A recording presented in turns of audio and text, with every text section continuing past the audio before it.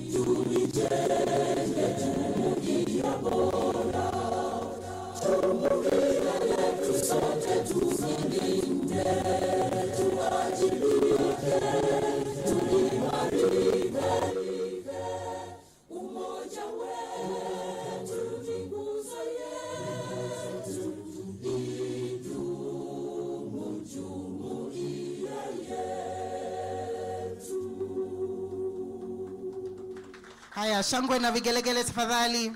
You may have your seats. Thank you so much. Asante sana. Some of you, it was a TBT throwback for when you were in school. Some of you, it was refresher. Some of you, it was a whole lesson. But that is fine. It's important to know what our anthems say and how we as civic leaders and officers and practitioners can implement and take the spirit forward. We would like to start off in a very pensive yet thoughtful and introspective way.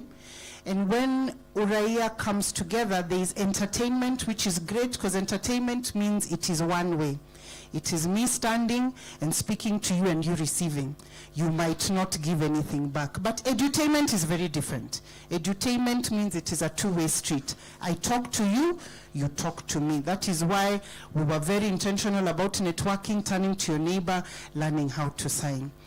And in that juncture, we would like to invite Mufasa and his band to take us through a session of edutainment, just to solidify why we are here and the true spirit and philosophy of UTU. Ladies and gentlemen, today we are going to work our fingers to the bone. Shangwe na vigelegele, let's welcome Mufasa and his band as they come through for our session of edutainment. Thank you, asante sana, merci beaucoup.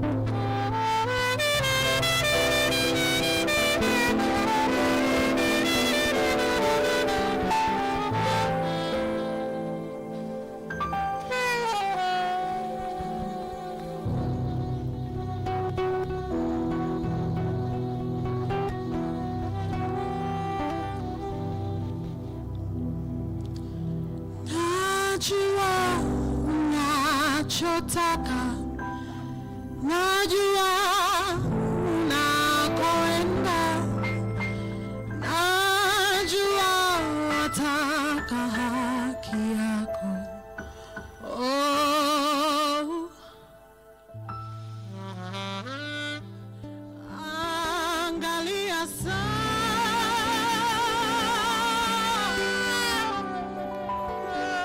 angalia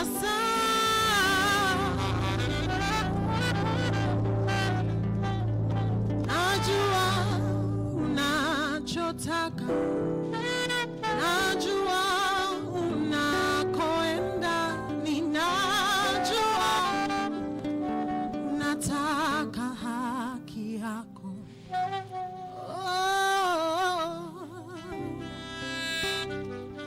Angalia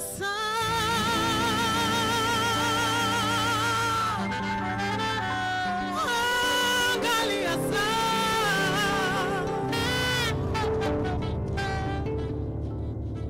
wewe ni shujaa.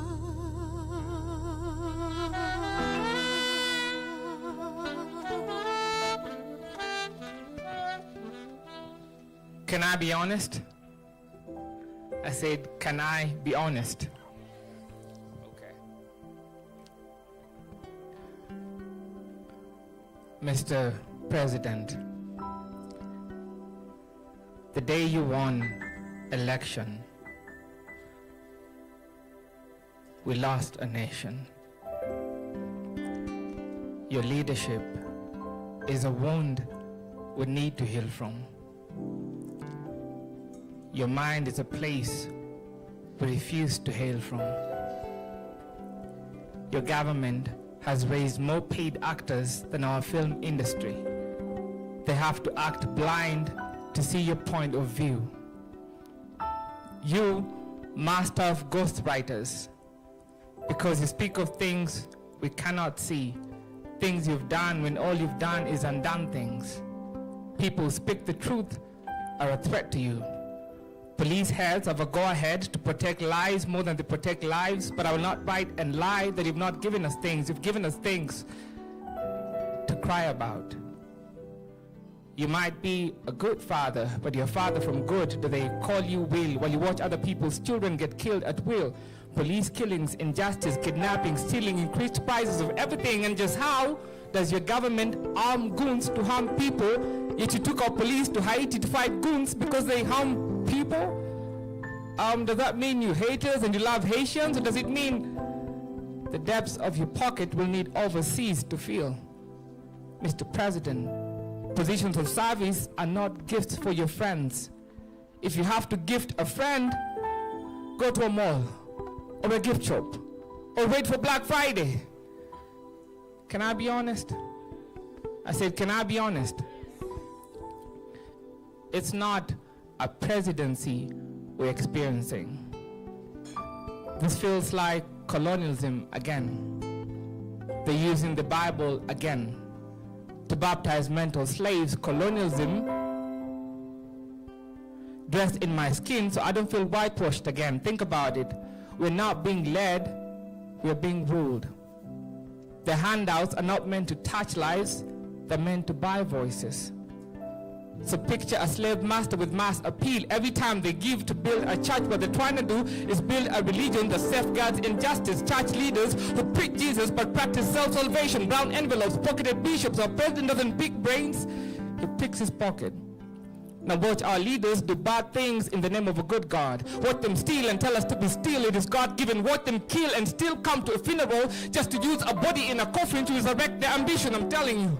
It's not a country for all, it's a country of a few who gain directly from a broken system. You can see it, the way our borders are porous, the way counterfeiters grown hands enough to choke us, the way kids have died horrible deaths. Bridget, a tough going for a school-going child. Denzel, I remember, his body left to float on a wetland. That time the government used waterlogged soil to plant a painful sight. They say justice can feel like a hug, but watch our government try to disarm the coat of arms. People we elected to serve want to be in power. They will not uphold a constitution that holds us equal. Which reminds me, we don't skip the lines when we vote. It's people we vote for who skip the reasons we vote them for. Come on, Ashley. Angalia sana, angalia sana.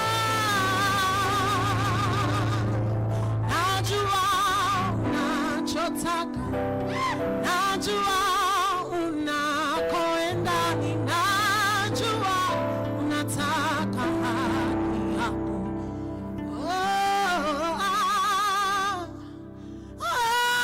Angalia sana, angalia sana, angalia sana.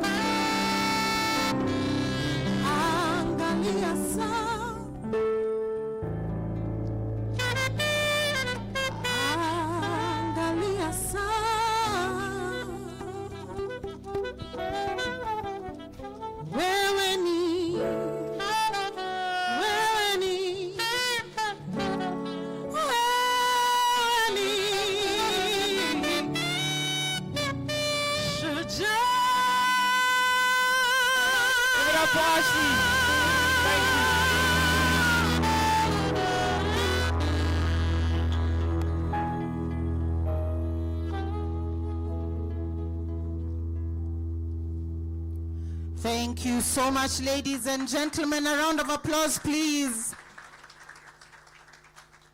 Thank you so much, Mufasa and team. We look forward to more of that during our tea break.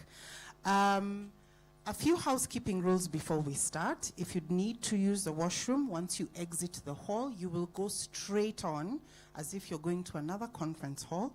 The washrooms are on the right. We will be, or rather we are streaming live, and therefore your image and likeness will be seen on live stream. We are assuming by signing in you have given us your consent. However, according to the Data Protection Act of 2019, you can revoke that consent. If you do not want us to take pictures of you or to appear on the live stream, please let us know, and we will reallocate your seat to somewhere where you will not be visible. But just know that this is being streamed live on our Facebook page and on YouTube. So please follow, like, and subscribe. And please share with those who are not able to be here physically so that they can join the convention digitally. Now, if you are in the digital space, and you should be because it is the future, please let everybody know that you are here using the hashtag Uraia Convention. It is also a way for us to track and just monitor and see who is active, who's present, and the energy in the room.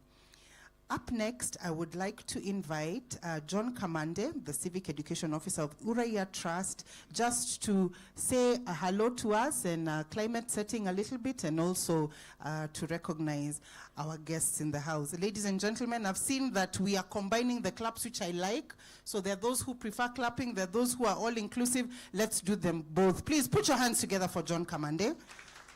Thank you so much.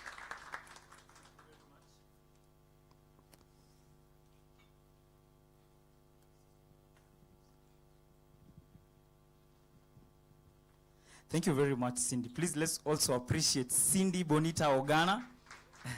That's our MC for the day.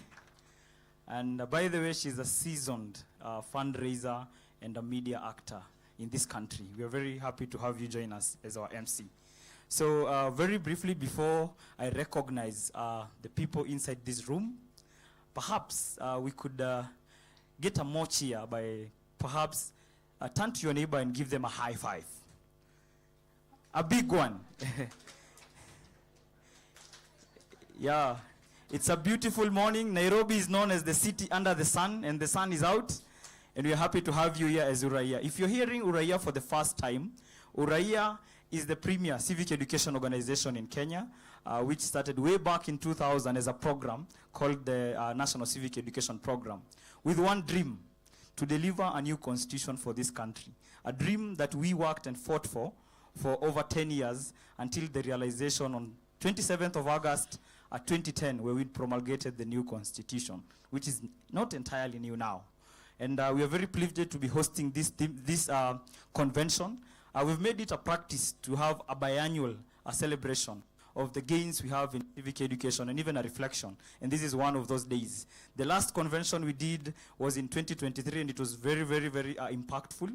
And we are glad that, again, we are convening here today to reflect and think about our work as civic actors, and our work as government, our work as citizens of this country, to be able to deliver a just and meaningful world for the Kenyans who fought dearly for their freedom and privileges that they continue to enjoy.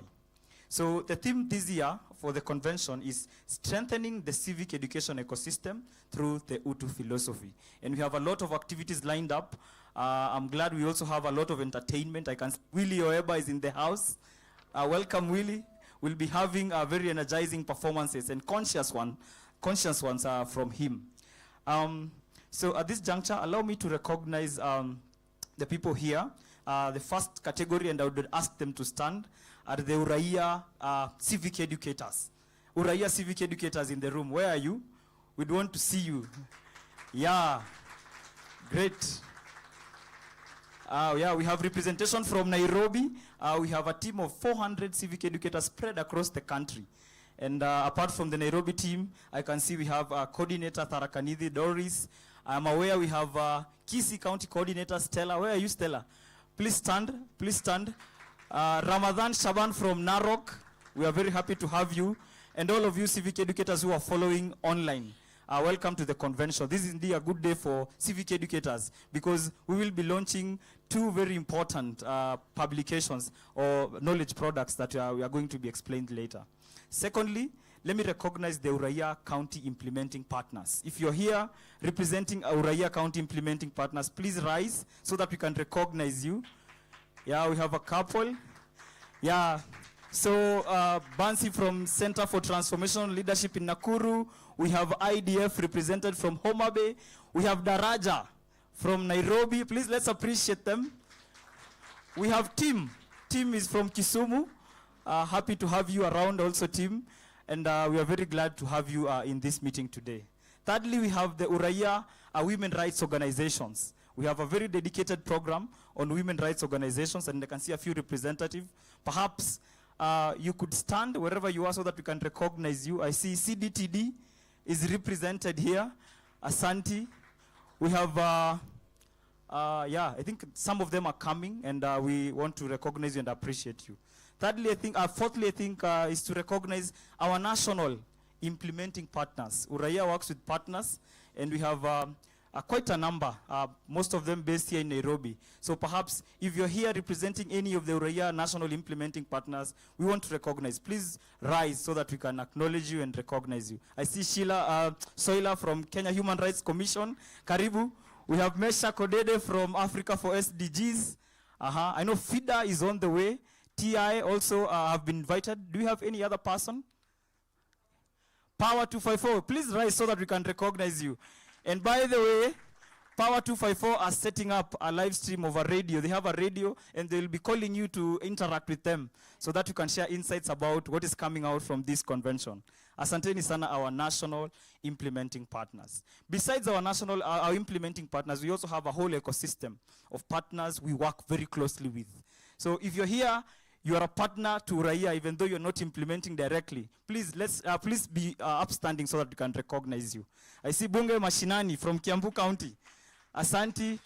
Social justice movement from all the way from spread out across Nairobi. I see Olal. I see Isaac Chalal is one of the partners in Baringo. I see another lady there. Please be recognized. I see the county government of Baringo, represented by the director. Communications, the Bwana Tom Tubei. Please, welcome very much. Zilpa is here from Homa Bay. Wapi makofi ya Homa Bay? It is called the County of Endless Potential. So she is the director of public participation, and we are very glad that you were able to join us here. Perhaps any other county government official? Yeah, I see the chief officer. I think actually it's the chief of staff, deputy chief of staff from Tharaka Nithi County, Bwana Hilary Motugi. Asante sana for joining us. Perhaps in that fashion, we could also recognize the state departments here. Any representatives of the state department, any department that is here. I know the State Department of Devolution are here, and they're going to have an opportunity, but we want to recognize the rest of the officers. I see Director Sylvia, please wave. She's going to have an opportunity to share. Bwana Luther, actually, please wave. State Department of Devolution, we are very happy to have you. And I see also your colleagues actually from the department. Please rise, and we recognize the State Department of Devolution who are joining us here for this auspicious occasion of the National Convention. Asante sana. Government is a very, very close partner. Yeah? And I think historically we've seen, of course, working with government, particularly strategic departments, have been very useful. The other category of participants I want to recognize are our county CSO networks. And Uraia has made it a practice to work with CSO coalitions spread out across the country. And I know some of them probably rose when we introduced them as county partners, but now representing the county CSO partners, please stand if you are representing any CSO partners. Baringo Civil Society Forum is here, represented by Chelal. Let's appreciate them. We have the Nakuru Civil Society Network, also very vibrant. We have Bansi representing. We have the Daraja CSO network here in Nairobi, working in Nairobi informal settlements and convening our actors in that region. We have the Homa Bay County CSO partners, network, sorry. And we are glad to have Ojijo. We have the Kisumu Community of Practice that is here represented by Tim and other partners. Please feel appreciated and welcome to the convention. The other category I want to introduce are very good partners called the Kenya National Interface Team, or NIT. We have them here. They have been doing a lot of advocacy on UTU. And we are glad they are joining us here today. So if you're a representative of NEET, please be on the rise. We want to recognize you. I see Elder Ambassador Okata here. I see Boaz Waruku Karibu. I see very good colleagues. I see Titus from FES. Welcome. And I know most of you are, Suba Churchill, the legendary CSO convener from NEET. Welcome very much to this convention. Lastly, I think probably second last, I want to introduce our development partners who are going to be introduced. Most of them are on this side. I know we have the Royal Danish Embassy, or the Ministry of Foreign Affairs of Denmark here in Kenya, represented ably by 3 colleagues who are going to be introduced. I've seen UNDP representative, Ms. Jane Sarwanga. Welcome to the convention, Jane. I know the Swedish Embassy is also joining us in a few. And even the French Embassy, Oliver, if I'm not wrong, they have confirmed that they are going to be joining us for this convention. Then very lastly, we have a very dedicated team at Uraia, of course, ably led by our ED. And I want all Uraia staff to stand so that you can know them. So Uraia staff, oh, most of them are at the back. A great symbol of service. If you need anything, and I mean anything, any assistance, please feel free to join, to ask any of these colleagues who are standing. We have our head of programs, Bonamoi. Helen, I think you're the lady of the day. It's indeed a happy day because you're launching something we have really tirelessly worked on. And of course, our ED, Bona Oliver, who is going to have an opportunity. Please feel appreciated and welcome to Uraia staff. I know you might be swallowed in the moment in the planning, but today, sit down and have an opportunity to relax. Very lastly, I think, is to recognize our board of trustees. I know I've seen the chair seated somewhere at the back. She'll have an opportunity. Please wave Dr. Mshai Mwangola, Asante. I know other colleagues from the board of trustees are coming. So thank you very much. I think, is there anyone I've forgotten to introduce? Please stand, because I think I know you by name. Yes, please stand. Yes, please let's appreciate that these are part of our partners. Perhaps the name might have been missing. I can't remember, but please feel welcome to the convention. We have actually the Kenya National Union of Teachers, NAT, represented here ably by Dr. John Obala, who is going to have an opportunity to speak to us. We have the Kenya Music Festivals Secretariat, represented by George. Please, George, rise. We have an exciting partnership with the Kenya Music Festivals, and they're going to share what we've been doing together. So, very welcome. Helen, is there someone I've forgotten? Kindly please help me. For now, it's okay. Please feel welcome. Now, please turn to your neighbor and tell them, welcome to the convention. Yes. Perhaps before I sit, my very able event mover, there's an interesting survey that came out in July. It's called the Civic's Monitoring Watch List that assesses countries globally and how they are faring in terms of the protection of the civic space. And there are, I think, 5 parameters that they assess the level of openness in terms of the civic space. One is the open civic space. These are for states that continue to promote open governance. We have a narrowed civic space, an obstructed civic space, a repressed civic space, and a closed civic space. So in summary, it's very concerning when you come to the last few levels of assessment in terms of civic space. That is the closed, the repressed, and the obstructed. And interestingly, Kenya actually went lower from a repressed civic space from an obstructed civic space to an oppressed civic space. So it's interesting times we're living in, and perhaps the discussion in this convention will lead us to reflect about how this, what this means to us. And I don't know whether, Basil, you've been able to hack it. Do we have a quick poll, just before I sit, a quick poll just to assess your expectations about this convention, and particularly the future of civic education in Kenya. So you can take your gadgets and type www.menti.com. www.menti.com. It's a poll, so it's going to ask you for voting. Yeah, it's a voting. We want to take a quick poll and see, perhaps in the room, what is the feeling about the future of civic education in Kenya. If you are there already, it will ask you for a code, and the code is 55109891. I'll do that again. So it's www.menti.com. Sorry, agree. www.menti.com. it's going to take you to a poll, voting. Yeah, so the code is 5510-9891. So when you are able to type that, it leads you to this question. What is the biggest hope you have for Kenya's democratic future?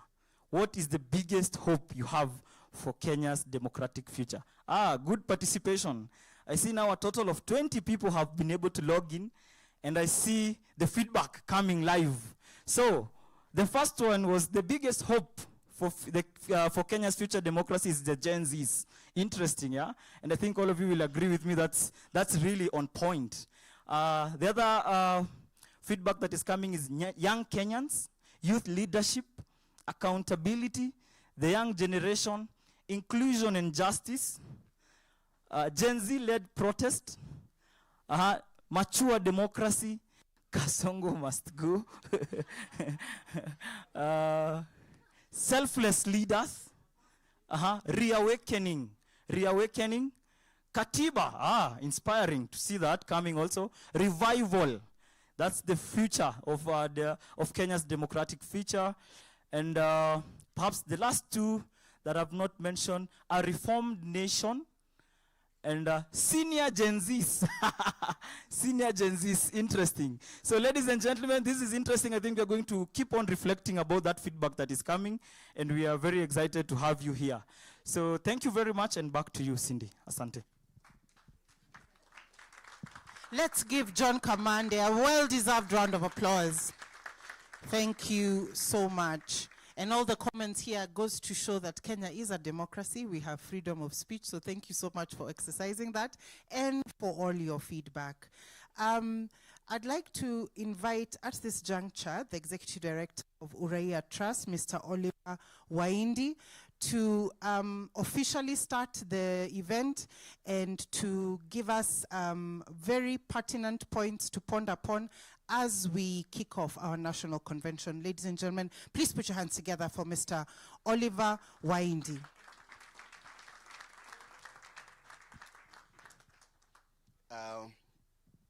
Morning, everybody. Bonjour à tous.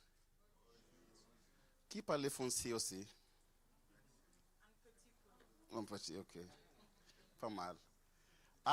Ladies and gentlemen, we are extremely privileged to have all of you here this morning, that we can reflect about our country. And we'll do it with such openness in a space that we consider very safe, that we are able to communicate anything that we feel like without being judged, because this country belongs to all of us.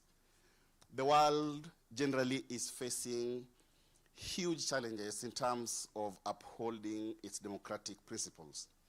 And we are seeing people agitating for better governance all across the globe. Yesterday it was Peru, 2 days ago it was in Mexico, now it's in Ecuador, 2 months ago it was in Bangladesh and Nepal and Sri Lanka, and we are seeing the same in Madagascar. We are seeing people demanding for better in terms of governance.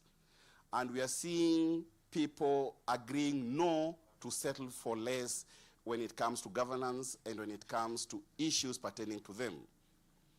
Now, that's exactly where we find ourselves in the global architecture of democracy. And we can also narrow it down to Africa, and we are seeing people generally getting agitated by poor governance and therefore resorting to a lot of legal and illegal ways to address their issues. We have seen it in Gabon, we have seen it in Niger, we are seeing it in Chad, we are seeing it in Burkina Faso and Mali, and soon we are going to see it in other countries as well.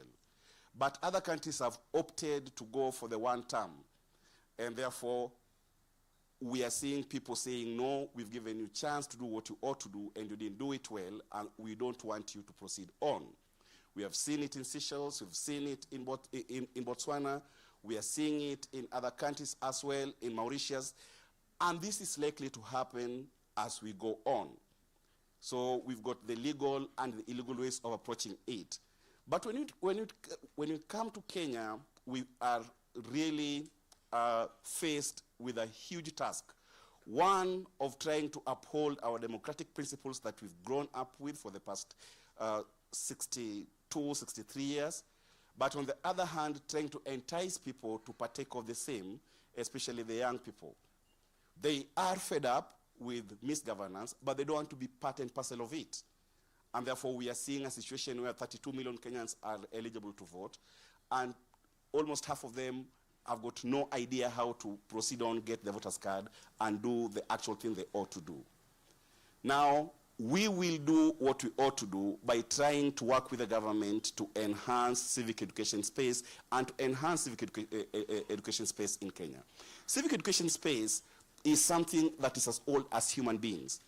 Civic education began way back in the Greco-Roman era, you know, and citizens were being taught on how to become better citizens. And when you go to the Enlightenment period, under the Jean-Jacques Rousseau period, that kind of thing, people were actually being taught to be good citizens. Way forward again, when the American now civil liberties came into force about 200, 300 years ago, and the freed slaves were being taught on how to become better citizens, that took civic education into the next level. So civic education is not anything new that we are trying to bring to fore. We've had it for long, and we're going to have it many, many years from today.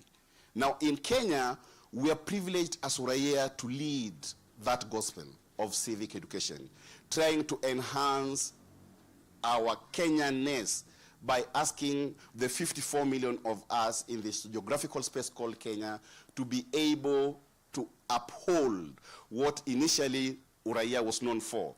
That is, to help you understand your rights and your responsibilities as a citizen of this country. Now, as a country, we know what we are faced with in terms of our challenges. We have got enough beneath the soles of our feet, what we have below. We are a very rich country. We've just hit gold in Kakamega. We have got bauxite in Kwale. We have got the second biggest lake in the world. We have got a huge, beautiful a shoreline in Mombasa. We've got Rift Valley, we've got mountains, we've got deserts, we've got everything that this country needs. But above all, we have got 54 million Kenyans who are very intelligent. So we've got a very enlightened population. And therefore, we have to enhance that population to try and see how do we, as a people, live a better life than we currently are living. That is only possible if we all agree to take our participation in democratic principles into the next level. This is a challenge as it is right now, because as Commander has already told you, we are having very shrinking civic space. But not only that, we also have got people who just don't want to participate in this. Last year, when we were trying to work with my friend Kimani to involve the young people, we had a big challenge trying to identify what exactly do they stand for.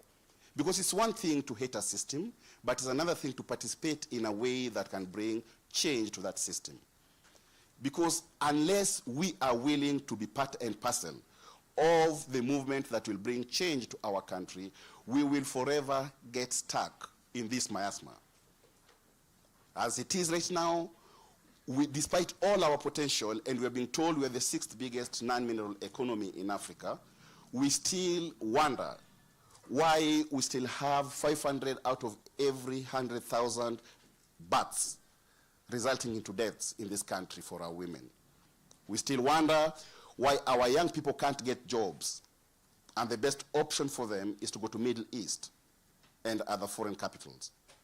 We still wonder why, despite all their efforts, our farmers in sugarcane and in coffee and in tea still can't get fair prices for their produce. We still wonder why our university lecturers can't get paid the way they ought to. And we still wonder why every 3-4 months our doctors have to go on strike. These are things that don't make us really pleasant before the world, and we ought to confront them. But again, we have to be optimistic and tell ourselves that when you see what's going on around our region, we are far much ahead of everybody else. Because we are a bit enlightened and we are willing to take the government by its own horns. That's not the same case with our neighbors. As you've seen, nyote mmeitwa viumbe ambavyo vimekuja katika hali ya kutiririka katika nchi yetu na kuleta masaibu. So we are much ahead, but we are not happy to be compared just with our neighbors. We want to be benchmarked amongst the best in this world. And that can only be possible if we interrogate ourselves as a country, as a people, and say we deserve the best. And for us to deserve the best, we must be willing to pay the price to get the best. So this morning until tomorrow, we are trying to interrogate what is it that we can do in civic space, in terms of civic education, in terms of our ecosystem, in terms of enhancing our values, to make us a better people. Hopefully, we are going to see a better turnout in 2027, and hopefully, we are going to get better results in terms of getting quality leadership into our country. What we lack as a country is just leadership, nothing else. We have everything that we need in this country. We have the brains, we have the resources, we have got the hope, and we've got the stamina. What we need is just the leadership. And if we do the right things, we are going to get there. Many times we sit down and stand up like this only to bastardize the government. But today we don't want to bastardize the government. We want to work with the government to improve it. Because again, as we've said a million times, we are only but a partner to the government. It's the government who are the main shareholder when it comes to civic education. But we work with them to enhance that. So we are not in competition with the government. We are here to complement the government. And that's why I'm so pleased when my sister Sylvia, a lady I've known for 40 years, has agreed to graciously come here to represent the Directorate of Devolution and amongst other government officials who are here, because we believe we are a partner. And we believe that they all want the best for our country. 2 weeks ago, a month ago, I was with TISA in Western Province. And I was talking to the governors in Western Province. And I was saying that 4 years ago, during COVID, there was an MP in Western Province who died because he couldn't simply get an oxygen tank. You remember that story? And I was saying that maybe it was important that such thing happened. Because until it happens to them, they may not understand what they ought to do as a people, as leaders. I'm not saying I am happy it happened, but I'm saying it just enlightens all of us that he had the opportunity to effect laws that would have oxygen at least provided in the district hospital, and that he didn't have to be flown to Nairobi to get oxygen. But it happened to him, and therefore it has a stark reminder to the leadership that what they ignore in terms of improving the lot for all of us may come back to bite them. And that includes improving our education, improving our health, improving our employment opportunities, improving our love for our country, improving our values. And we are here for the next 48 hours to do exactly that. Try to think through how do we contribute in a small way in improving the lot for our country. When we compare the notes after the 2 days, we'll be glad enough to take the lessons learned and take it forward and say we have contributed. So one day in the future, when the history of this country will be written, will be footnoted somewhere that they sat down in golden tulip and added value to the discourse on civic education. Ladies and gentlemen, I just want to say thank you and welcome once again. And I therefore want to take this opportunity to welcome my chair, Dr. Mshai, to come and say a word on behalf of the board and on behalf of ourselves, because she's also an institution in this. Thanks, Doc.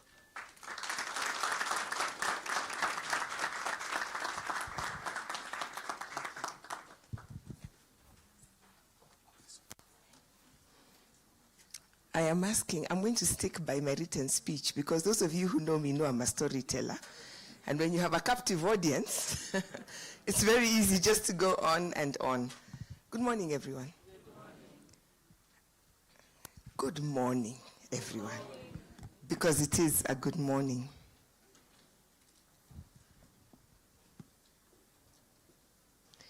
We, the people of Kenya, acknowledging the supremacy of the Almighty God of all creation, honoring those who heroically struggled to bring freedom and justice to our land, proud of our ethnic, cultural, and religious diversity, and determined to live in peace and unity as one indivisible, sovereign nation, respectful of the environment, which is our heritage, and determined to sustain it for the benefit of future generations, committed to nurturing and protecting the well-being of the individual, the families, communities, and the nation, recognizing the aspirations of all Kenyans for a government based on the essential values of human rights, equality, freedom, democracy, social justice, and the rule of law, exercising our sovereign and inalienable right to determine the form of governance of our country, and having participated fully in the making of the Constitution, adopt, enact, and give this Constitution to ourselves and to our future generations. God bless Kenya.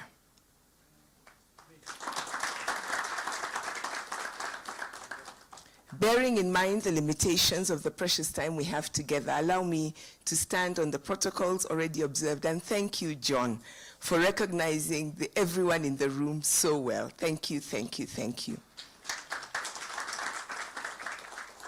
Fellow Uraia and friends of Kenya, thank you for being with us. I'm going to just briefly acknowledge all of you present. It is such a pleasure to be here and see so many of you representing so many working in such different fields of work from so many parts of the country. I have just come back from Rusinga. I was very, very pleased to see Homa Bay represented here. It truly is on the other side of the country. And I will be heading to Eldoret shortly. And I am reminded that we who are in this room are representatives of so many who are doing so much all over this country. I thank you on behalf of my fellow trustees, who are representatives of all of you as Kenyans who have entrusted Uraia with the facilitation of civic education in this country. Please allow me to begin by thanking you for your trust, for the honor, and for the privilege of doing what we do. I really wasn't going to start with the preamble of the Constitution, but listening to the profound reflection that my fellow artists brought to us this morning, I felt it was important to begin by centering us on why we are here.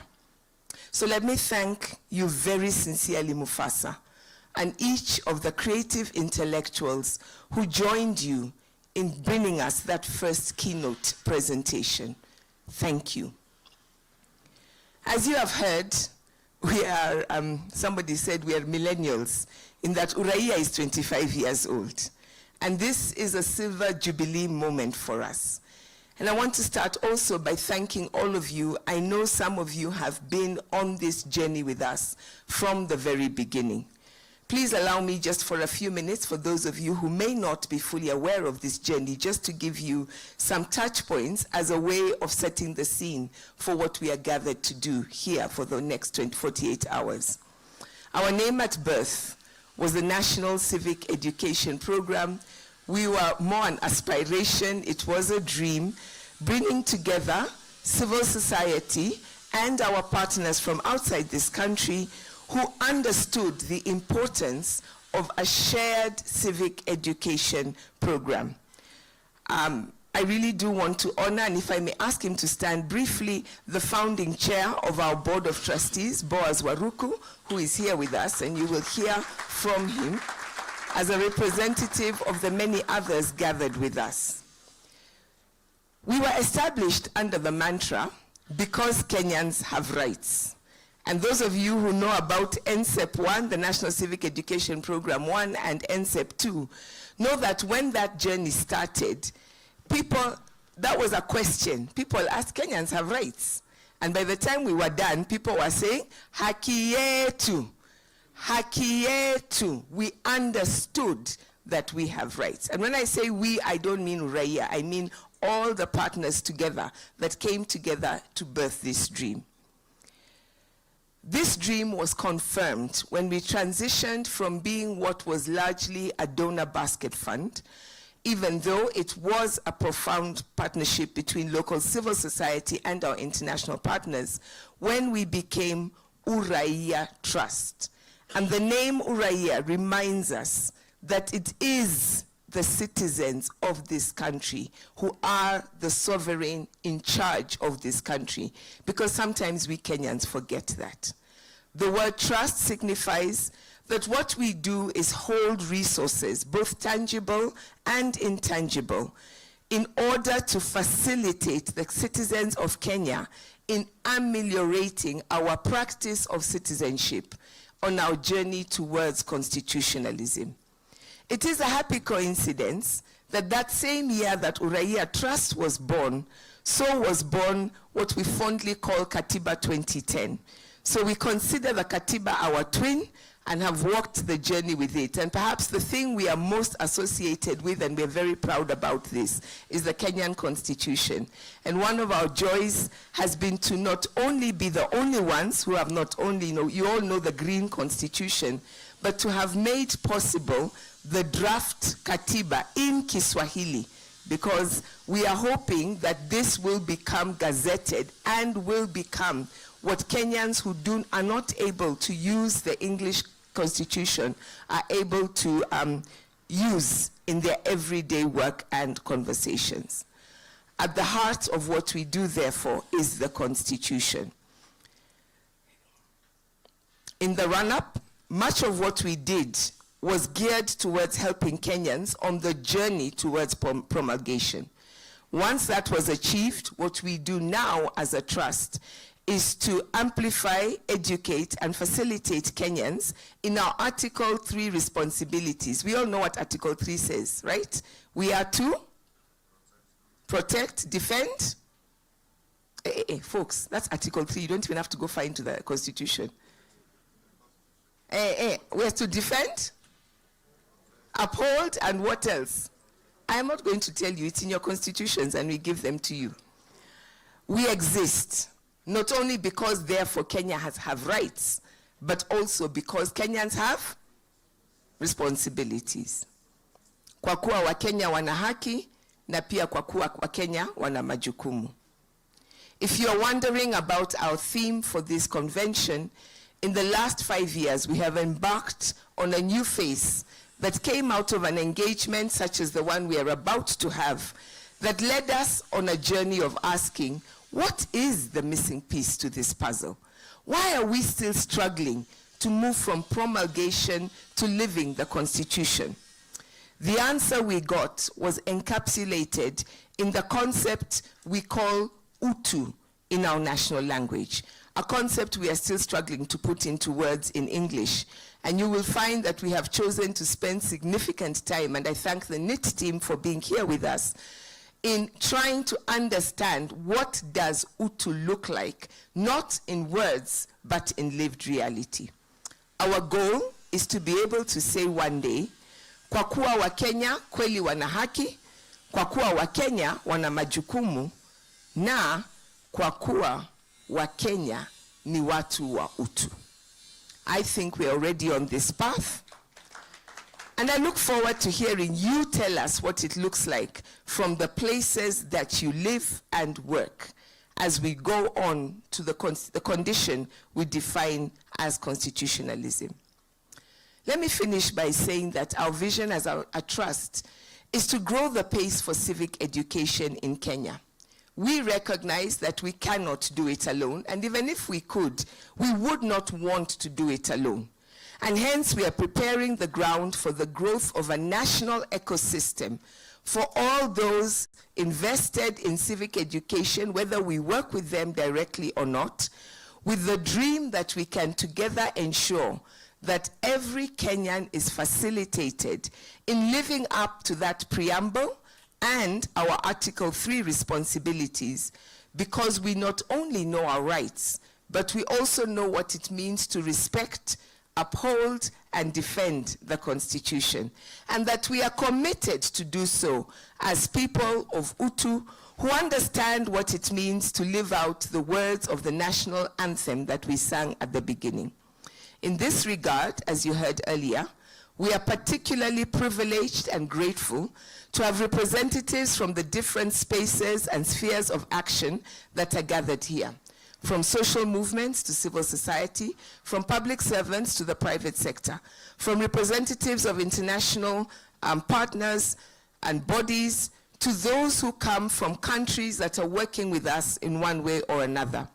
We have amongst us artists, academics, civil servants, human rights defenders, administrators, ambassadors, professionals, teachers, students, civic educators, clergy. I could go on and on. And the most important thing is that we are here together answering the call in that national anthem, na tujenge taifa letu, ndio wajibu wetu. We do not take your time for granted. Asanteni sana, sana, sana. The idea of this space is not so much to tell you what we do as Uraia. I think I'm the last person who's going to speak to that, but more so to listen to you, to hear our stories coming from all over the country, to explore the shared conundrums we are grappling with, to learn from each other, even as we all share the insights we have gathered from our engagement across Kenya. We look forward to the discussions we have, and even the possibilities that we can dream into being together.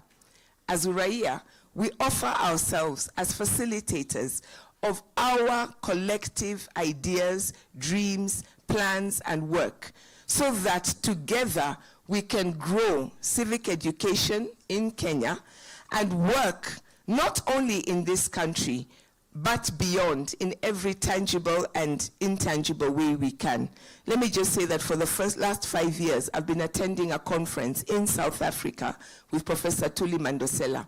And the thing that I have learned and that fascinates me is that South Africa considers Kenya to be the other anchor in the journey towards constitutionalism in this country. So we really must stop thinking about this only as it being about Kenya, but really about how we can help this whole constitution. And you all know what's happening in the whole continent, and you all know what's happening across the continent. I was in Nigeria, this is the last anecdote I'll share, 2 weeks ago for an ECOWAS meeting. And do you know, in every panel, people asked, now these Kenyans who are going across the border to Tanzania, like, really, people? Please allow me to thank you most profoundly for your presence again. I'm saying thank you, thank you, thank you. Ideas, collegiality, commitment, and comradeship. I would love to do this at the end. I will apologize. I was actually supposed to be at this moment on a plane to Eldoret, and I told them I had to come at least to be here for this day. I assure you that my fellow trustees and members of the Secretariat will be engaging closely throughout this convention, and I commit to catch up with every session virtually once I get on the other side. With those few remarks, let me welcome you once more by saying, Tungane mikono pamoja kazini, ili shukran.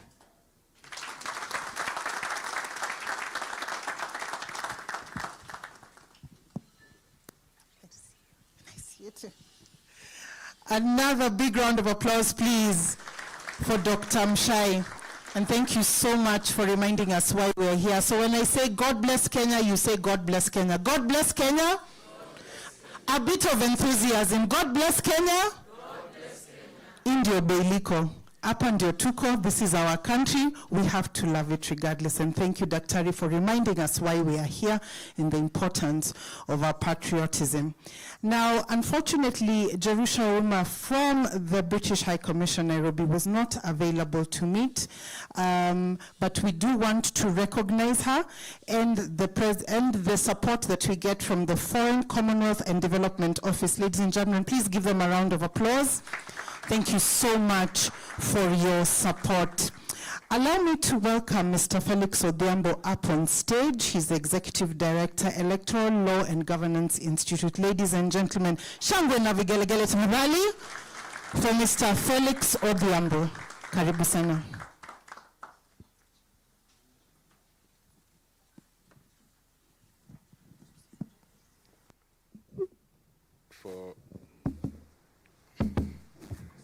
Iko sawa? Are you sure? I can't hear myself. For those of you who are keenly observing me walking in, you will realize that this was quite an ambush. I learned of the fact that I was to step in for Jerusha just when I was walking in and sitting down. So if you hear me a bit rusty, I hope that you will be able to understand and also to forgive me for that. But I want to, first of all, begin by associating myself with the protocol that may have been established at the beginning of this conference, but also to congratulate Uraia for this convention. All of us who have been in this space, in the civil society space, we deeply associate ourselves and indeed hold Uraia as an organization in high esteem. We have at one point or the other worked and collaborated with Uraia, and on behalf of the Electoral Law and Governance Institute, we are very, very proud of the existing partnership and the existing collaboration that we have with Uraia.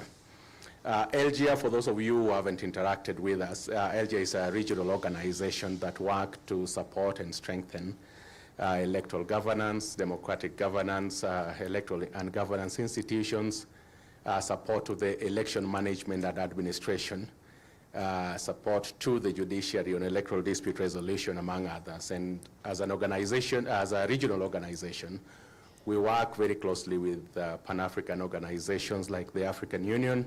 We have an MOU with the East African Community, SADC, among others. And right now we are involved in supporting electoral commissions across Africa, beginning with the Kenyan IEBC, the Electoral Commission of Malawi, Zambia, as well as the judiciaries across the continent. The Kenyan judiciary, the Malawi judiciary, Zambia, Zimbabwe, and quite recently, the Ugandan judiciary. So that is what we do as an organization.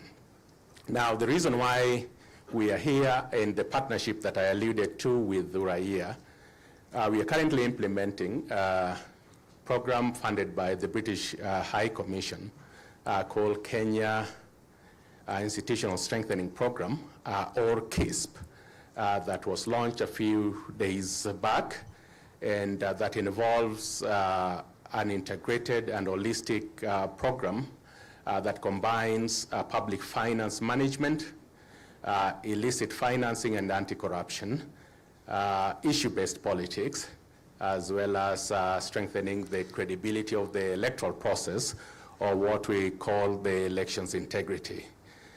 Under that project, we are indeed privileged to partner with some of the leading civil society organizations, with LG as the prime, and the activities that we do essentially involves working with key governance institutions, including IEBC. For those of you who followed the induction of IEBC commissioners, and right now as we speak, we are in Naivasha with IEBC, finalizing on the strategic communication plan, but also we have begun that process of elections operations plan. We did the induction of the commissioners, and 5 issues were identified during the induction process. That includes preparations for the by-elections, voter registration, strategic communication, electoral reforms, and boundaries delimitation. And out of the 5, I'm happy to report that we are firmly in the course to implement 4 out of the 5, with discussions around boundaries delimitation yet to be done. And in that project, we are privileged to partner with some of the leading civil society organizations in Kenya, Uraia being one of them, managing or implementing activities on civic engagements and development of public manifestos. We are happy to partner with the Center for Multi-Party Democracy. I saw Frank's name as I was signing in. Actually, we may have worked together with him. I just signed in after him. He was in Netherlands, by the way, just the other day. We also indeed privileged to work with Transparency International, which is CMD implementing issue-based politics and support to political parties, and Transparency International issues to do with anti-corruption and illicit financing. So essentially that, I think, it was the basis upon which Jerusha was to make these remarks. But as a prime in that KISS project, I'm indeed happy, and once again, congratulations to Uraia for this convention, and we will continue to walk with you this journey. I thank you. Thank you so much.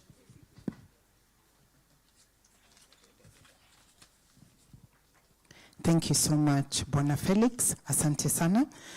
At this juncture, I'd like to invite Mr. Henrik Larsen, Head of Development Cooperation, the Embassy of Denmark in Kenya. Ladies and gentlemen, tumpigie makofi tafadhali, shangwe na vigelegele.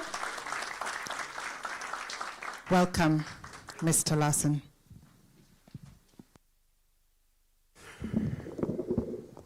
Thank you very much. And I just have to say, you know, kind of walking into the room this morning certainly feels like a very vibrant civil society that we have in Kenya.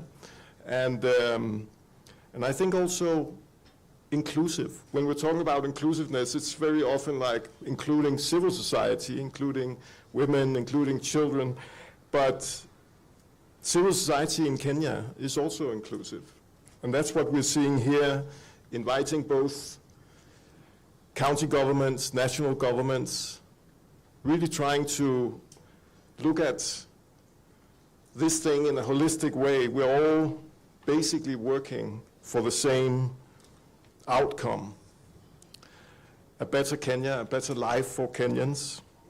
And I know many of you will think that we as development partners, I'm head of cooperation for the Embassy of Denmark here in Nairobi, and you think, well, you know, development partners, they come and go. But I have to say, in my case, I come and I come and I come, because this is my 3rd time actually being posted in Kenya. Something keeps drawing me back here, and I have to say, it's just an enormous pleasure always coming back to this country. Once you're here, once you you live here, and you know, we work together and so on, we always, of course, focus very much on the problems, on the issues. And we should, of course.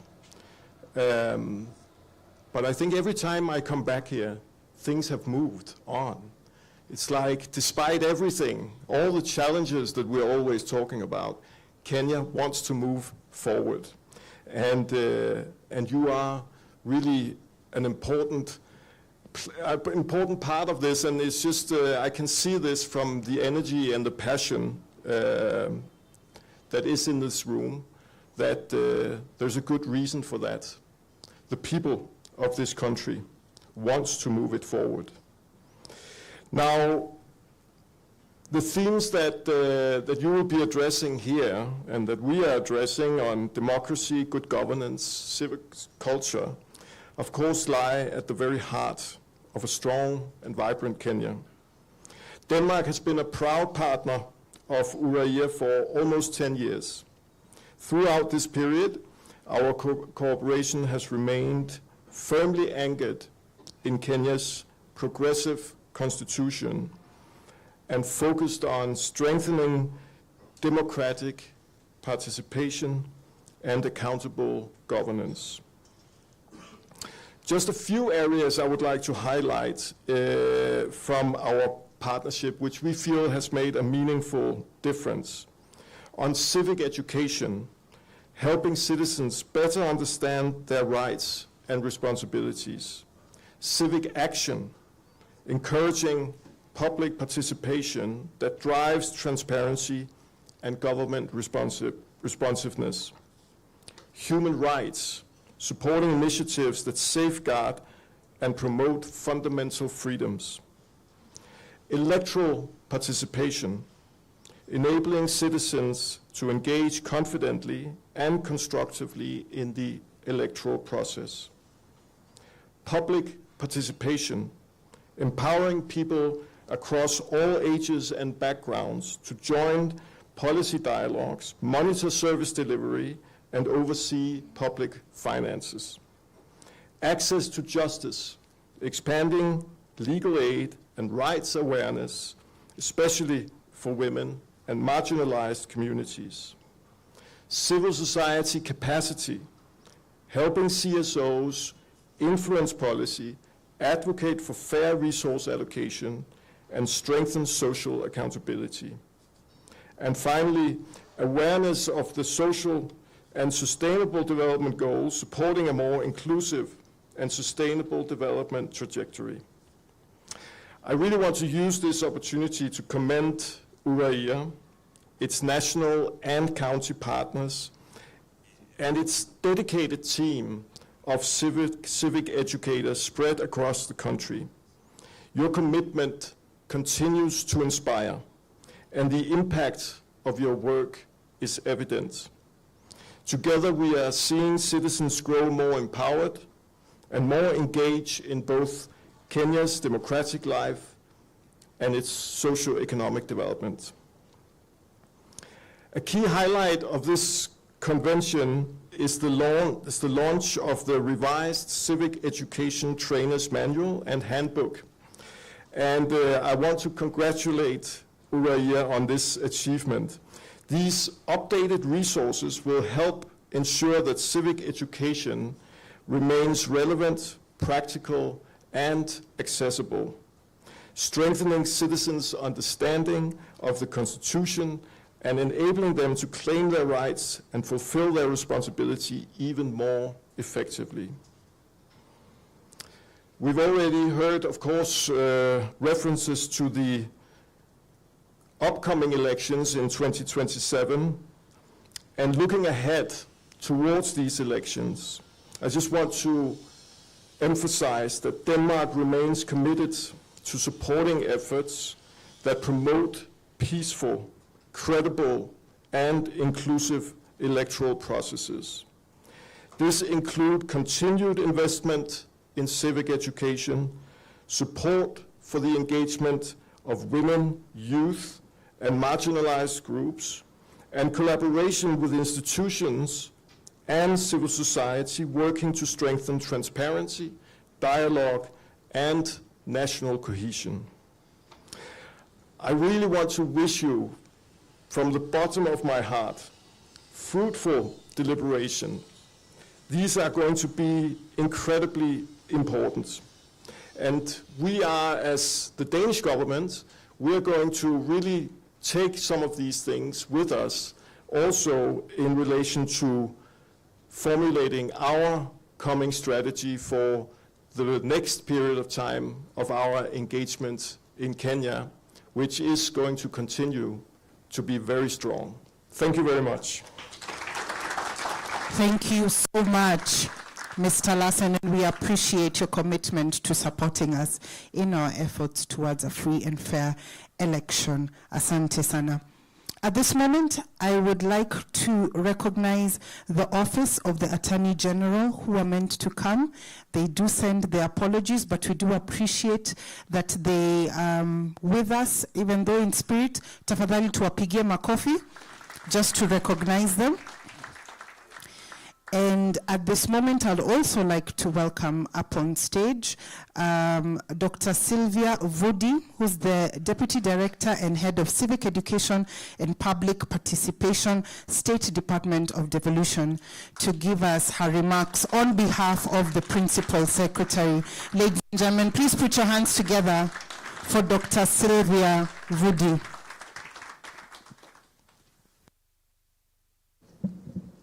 Asanteni. Good morning, ladies and gentlemen.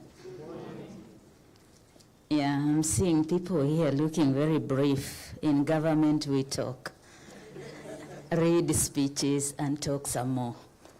So, all protocol observed. It's a pleasure for me to represent my PS, Mr. Michael Enasalon, during this auspicious occasion. And as I've said, in government, we give speeches, so you will accept that serikali lazima ionekane kuongea. So, yeah, those who don't understand French, translate for them. So,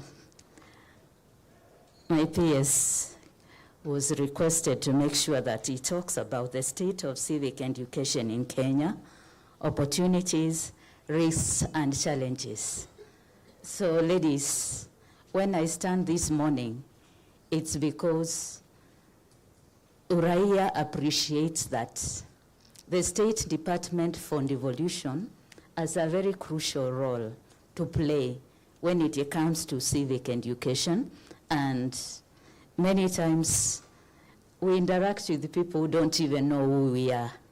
Sometimes people will actually ask me, Council of Governors, come and talk, and I'm quick to say, this is devolution, national government. We are not Council of Governors. Sometimes we are called IGRTC. That is the technical committee. That is secretariat to the summit. We are not that. We are national government housed under the office of the Deputy President, and the State Department for Devolution, ladies and gentlemen, we exist to make sure that we are capacity building counties for ability to do what they are expected to do. And the bottom line is to make sure that devolution works and is seen to be working. So, as a State Department, my most important point to start is to say that we have an dedicated directorate for capacity building, civic education, and public participation. I happen to have the privilege of being the one responsible for civic education and public participation. So when I'm standing to talk, I'm talking about what I wake up to do every day and what I'm expected to be working on and reporting on behalf of the State Department. So, ladies and gentlemen, indulge me as I say a few things about what is happening in government, and especially when it comes to our interaction with counties and generally interaction with the two levels of government, because our mandate is founded on intergovernmental relations, making sure that the two levels of government can do three things. That is, coordinate, collaborate, and consort in making sure that devolution is working and is seen to be working. So now, to my remarks. Civic education and public participation, ladies and gentlemen, are not synonyms. Many times, they are treated that way, and it is one reason why we are not getting where we need to get to. Many times that people will just talk about there was need for public participation, and others will say there was need for civic education, and we assume to be talking about the same thing. As a State Department, we distinguish them, and it's important for this gathering to remember that we need first to educate. Give the facts, give the knowledge. That is civic education. And then from there, we need to engage the public so that they can make decisions on what affects them. And in making decisions, as a country where democracy prevails, we always say that majority will always have their way and minority will have their say. That is now where public participation leads to voting and making decisions. So, on the current state of civic education in the country, and especially from the government perspective, we would like to say that our constitution is ably provided when it comes to the provisions that enable. I don't want to delve into very many of them, but I'll just mention that the first article, where we give the sovereign power to the people, and from there, Article 3, it's a former speaker who reminded us so much about the need to remember that we have that power, and we have donated this power to Parliament, to the executive, national, and to the judiciary, so that it can be able to do a number of things on our behalf. But as citizens, we still have the responsibility. So for us to be able to do our job very well, it is always important to remember, as I've said, civic education must precede public participation. So ladies and gentlemen, how well are we doing in civic education? As a State Department, I will point that there has been a lot of investment in civic education, and with the support of development partners, Uraia, we appreciate a lot of investment has gone into this. And I'll just mention, because people keep making this mistake of not being very updated, we have the public participation policy, sessional paper 3 of 2023. It's now in place, and it is supposed to set standards on the overarching framework for public participation at both national and county levels. Currently, we have a public participation bill. The National Assembly is still asking for views and inputs. Kindly, this is one session where people should, if you are not aware that it's in the House, it is important that you take note and give your input, so that we do not say that they decided what public participation should be.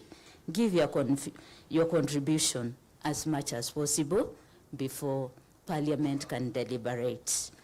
On civic education, the Senate Bill number 4 of 2024 has gone through the second reading, and what is very important about that is that it is supposed to be establishing a specific legal framework to define the roles and responsibilities for various stakeholders involved in civic education. So that is a bill on civic education. Our contribution is also needed. And as a State Department, we've completed the National Civic Education Framework. Currently, we are waiting the PS, not the PS, CS Treasury to concur with it, and the Attorney General, so that we can roll out as we strengthen how civic education is undertaken across the country, especially because of the fact that standards and procedures are wanting. We want the message to be the same countrywide, the message to have a structure that is able to ensure that we are embracing what we as Kenyans strongly believe in. Again, it's important that we note that we have a variety of civic education resources to educate. They start from curriculums and manuals for 2016. 2019, State Department for Devolution rolled out a booklet called Jukumu Langu, Me and County Government, a civic education booklet. And it's available on our website, and it's good to go through it and learn a few easy truths on civic education. on inclusivity, the county public guidelines, participation guidelines of 2016 were translated into Braille in 2019, and they are available. And because of the changes, especially what happened with Corona, the COVID season taught us a few things. Ladies and gentlemen, I'm glad to say that we have worked with a development partner and reviewed the county public participation guidelines. We are about to roll out a countrywide system on this so that we can continue to make sure that people are informed. It is said that in many times in Kenyan circles, and no pun intended here, ladies and gentlemen, many Kenyans, when we were voting for the Constitution, the many times we were rejecting it before 2010. Many times Kenyans would talk of, we are waiting for Baba to give direction. And when we finally said that the Constitution is okay in 2010, many Kenyans, educated like I, might tell you that I don't know what it is said, but Baba alisema katiba tosha. So ladies and gentlemen, at this time when we know that Baba has rested, it's no longer possible to say amesema katiba tosha. We need to read it, and we need to reread the many civic education materials that I'm trying to just give an idea. As a state department, we have engaged counties on participatory budgeting. We are also engaged on participatory climate risk planning, and we are also engaging very strongly on project management committees to make sure that citizens are monitoring and are said to play an active part in what is happening in the projects. We appreciate also as a state department that our counties are doing something. There is a lot on county legislation and resources to support civic education to make sure that public participation is effective. Institutional frameworks have been put in place. We are glad that we do not ask where civic education is anchored in counties. And with a few that raised their hands as having from counties, you heard there was chief officers, there were directors, and this is a plus. These are initiatives we have worked so much to put in place, and we are glad that they are becoming part of what civic education is in the county today. And as I go on towards the finish line, something about the opportunities. The robust legal frameworks that have already been placed are an opportunity to continue exploring, to identify the gaps, and as a state department, because we are responsible for devolution policy, we request that you come to us, assist us, because Kenyans, somebody said, we are such a litigant society, even when we know the right thing to do. Sometimes we'll ask, where is this anchored? And if there are no proper legal provisions, we simply say that it can't hold. So, devolution, we are here to support the anchoring and the innovations, and we are also saying that it's important that we remember that there are critical risks and challenges that we must overcome if we are going to get our country where we are saying that we want to get it to, especially after that very nice poll.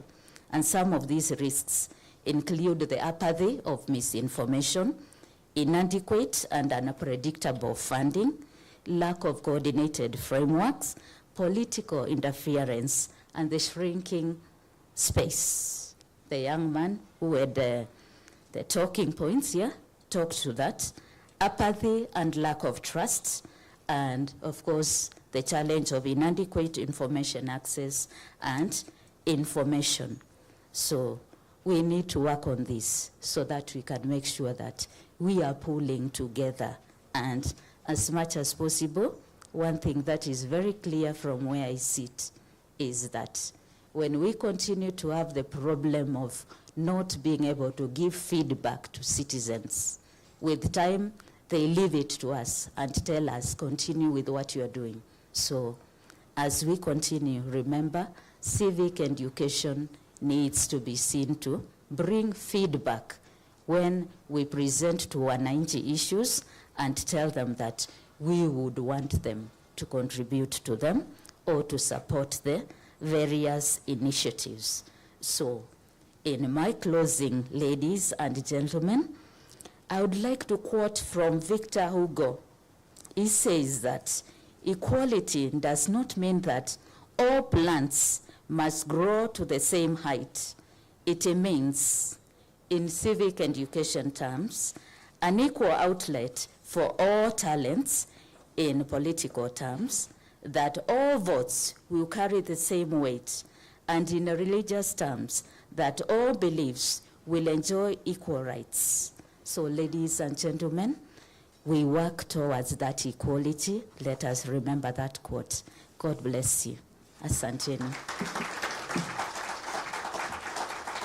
Thank you so much, Dr. Sylvia Vudi. Ladies and gentlemen, please, a bigger round of applause. Yes, we're about to get to the highlight of this morning, the keynote speaker, but what she has said is very pertinent. I was taking notes. I hope you are as well. We are civic actors, educators, officers, implementers, and therefore I just want to ask. She mentioned Dr. Vudi mentioned the 3 C's that are very important.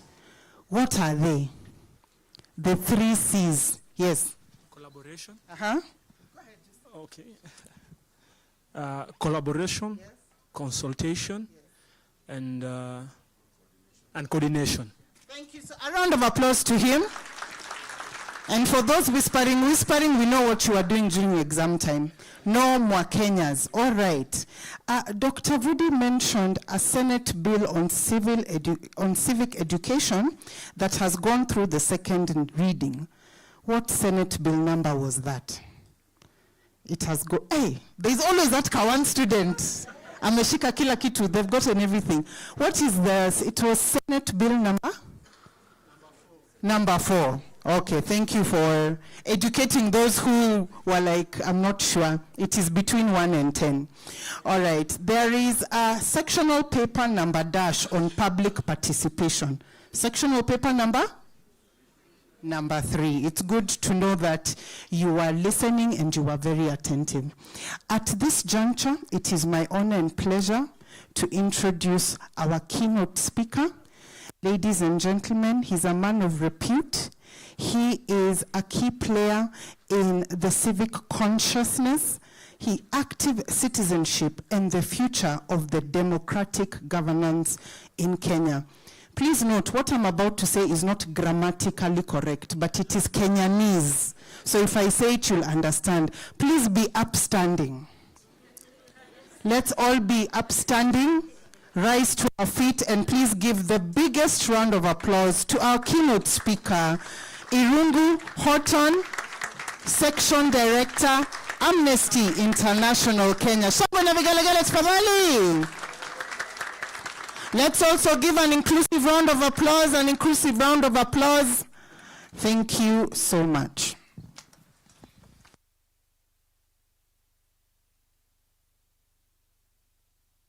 Thank you, Cindy. I think that's the first time it's ever happened, even in my home.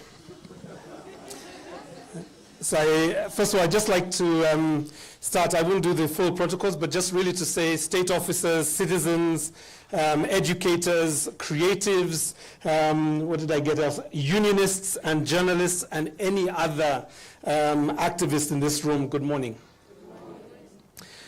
I'm going to speak a little bit. I was given the theme to speak to igniting a new civic consciousness, active citizenship, and the future of democratic, human rights-based governance in Kenya as the theme. The good news is the first part of that has already been done. Gen Z did it last year, but I'm going to take us through that journey a little bit.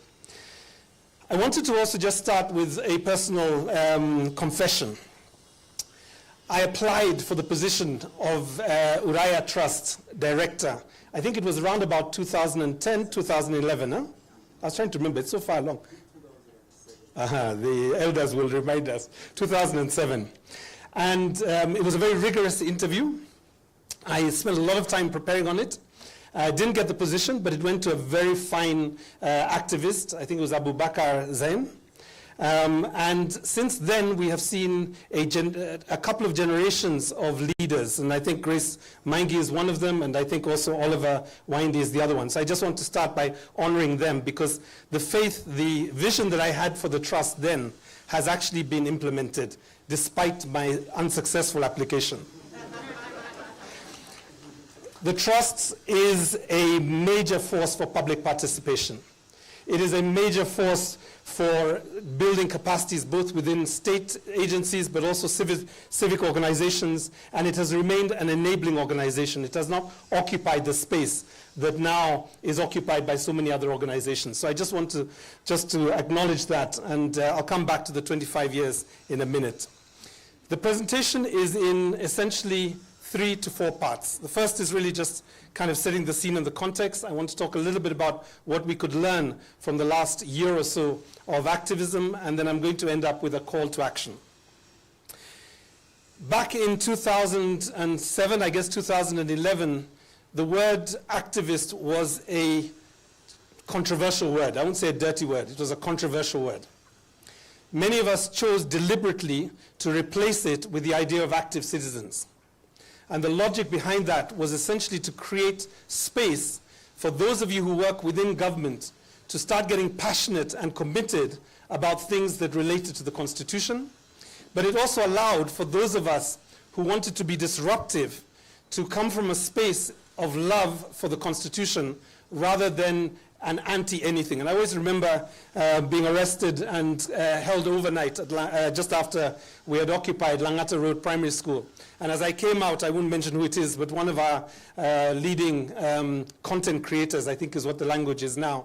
He didn't used to be a content creator. He would laugh if I said that. He said to me, Rungo, I would like you to come on my show. And I said, what's the show about? And he says, it's called Enemy of the State. And I said, to be honest, I'm going to decline that. And he was very confused. Huh? Now, just backtrack a little bit. The men in black, the ODM squad that were very proficient, not in generating policy debates, but in disrupting things, they were looking for me for advice at the time, right? So I'm just giving you the context. But I felt that it would be a betrayal of my values to actually be on a program that is an enemy of the state, because ultimately my essence is building rights-based and democratic open states that are able to fulfill the obligations that are in our Constitution. So that interview never happened, and I suspect I got a bit of backlash privately for that. But I wanted to start with that story because I think we have come so far in the last 15 years that we actually now celebrate activism, right? We celebrate activism, and I'm going to do this in this period. One of the things that I think we have to start from is an understanding that all history, all momentous periods in history are not done and not created by those people who wait. They are created very fundamentally by the people who have the imagination to think what is possible, and then, as importantly, not just the imagination, but the ability and the courage to take the actions that are required for that possibility to happen. Are we together? Right? So for those of you who may be feeling increasingly passive, increasingly cynical, increasingly worried about the future, let me tell you, you are now moving into the circle of the people who do not make history. Right? History will be made upon you. Right? And what's sad is that you may not even notice the history has happened. 75% upwards of the population of the United States of America back in the 1960s did not understand the civil rights movement, right? I don't know if there were polls in the time that Dedan Kimathi went to the forests, but I suspect those polls would have told you that the Mau Mau was an ativist, was a violent, backward movement that was disrupting the order and the modernity that colonialism was bringing, right? Now, I haven't seen a poll yet, so I'm just making that up, but I suspect I'll probably be right? So I want to come back to this thing of who are we in this moment right now? Kenya is witnessing a generational awakening.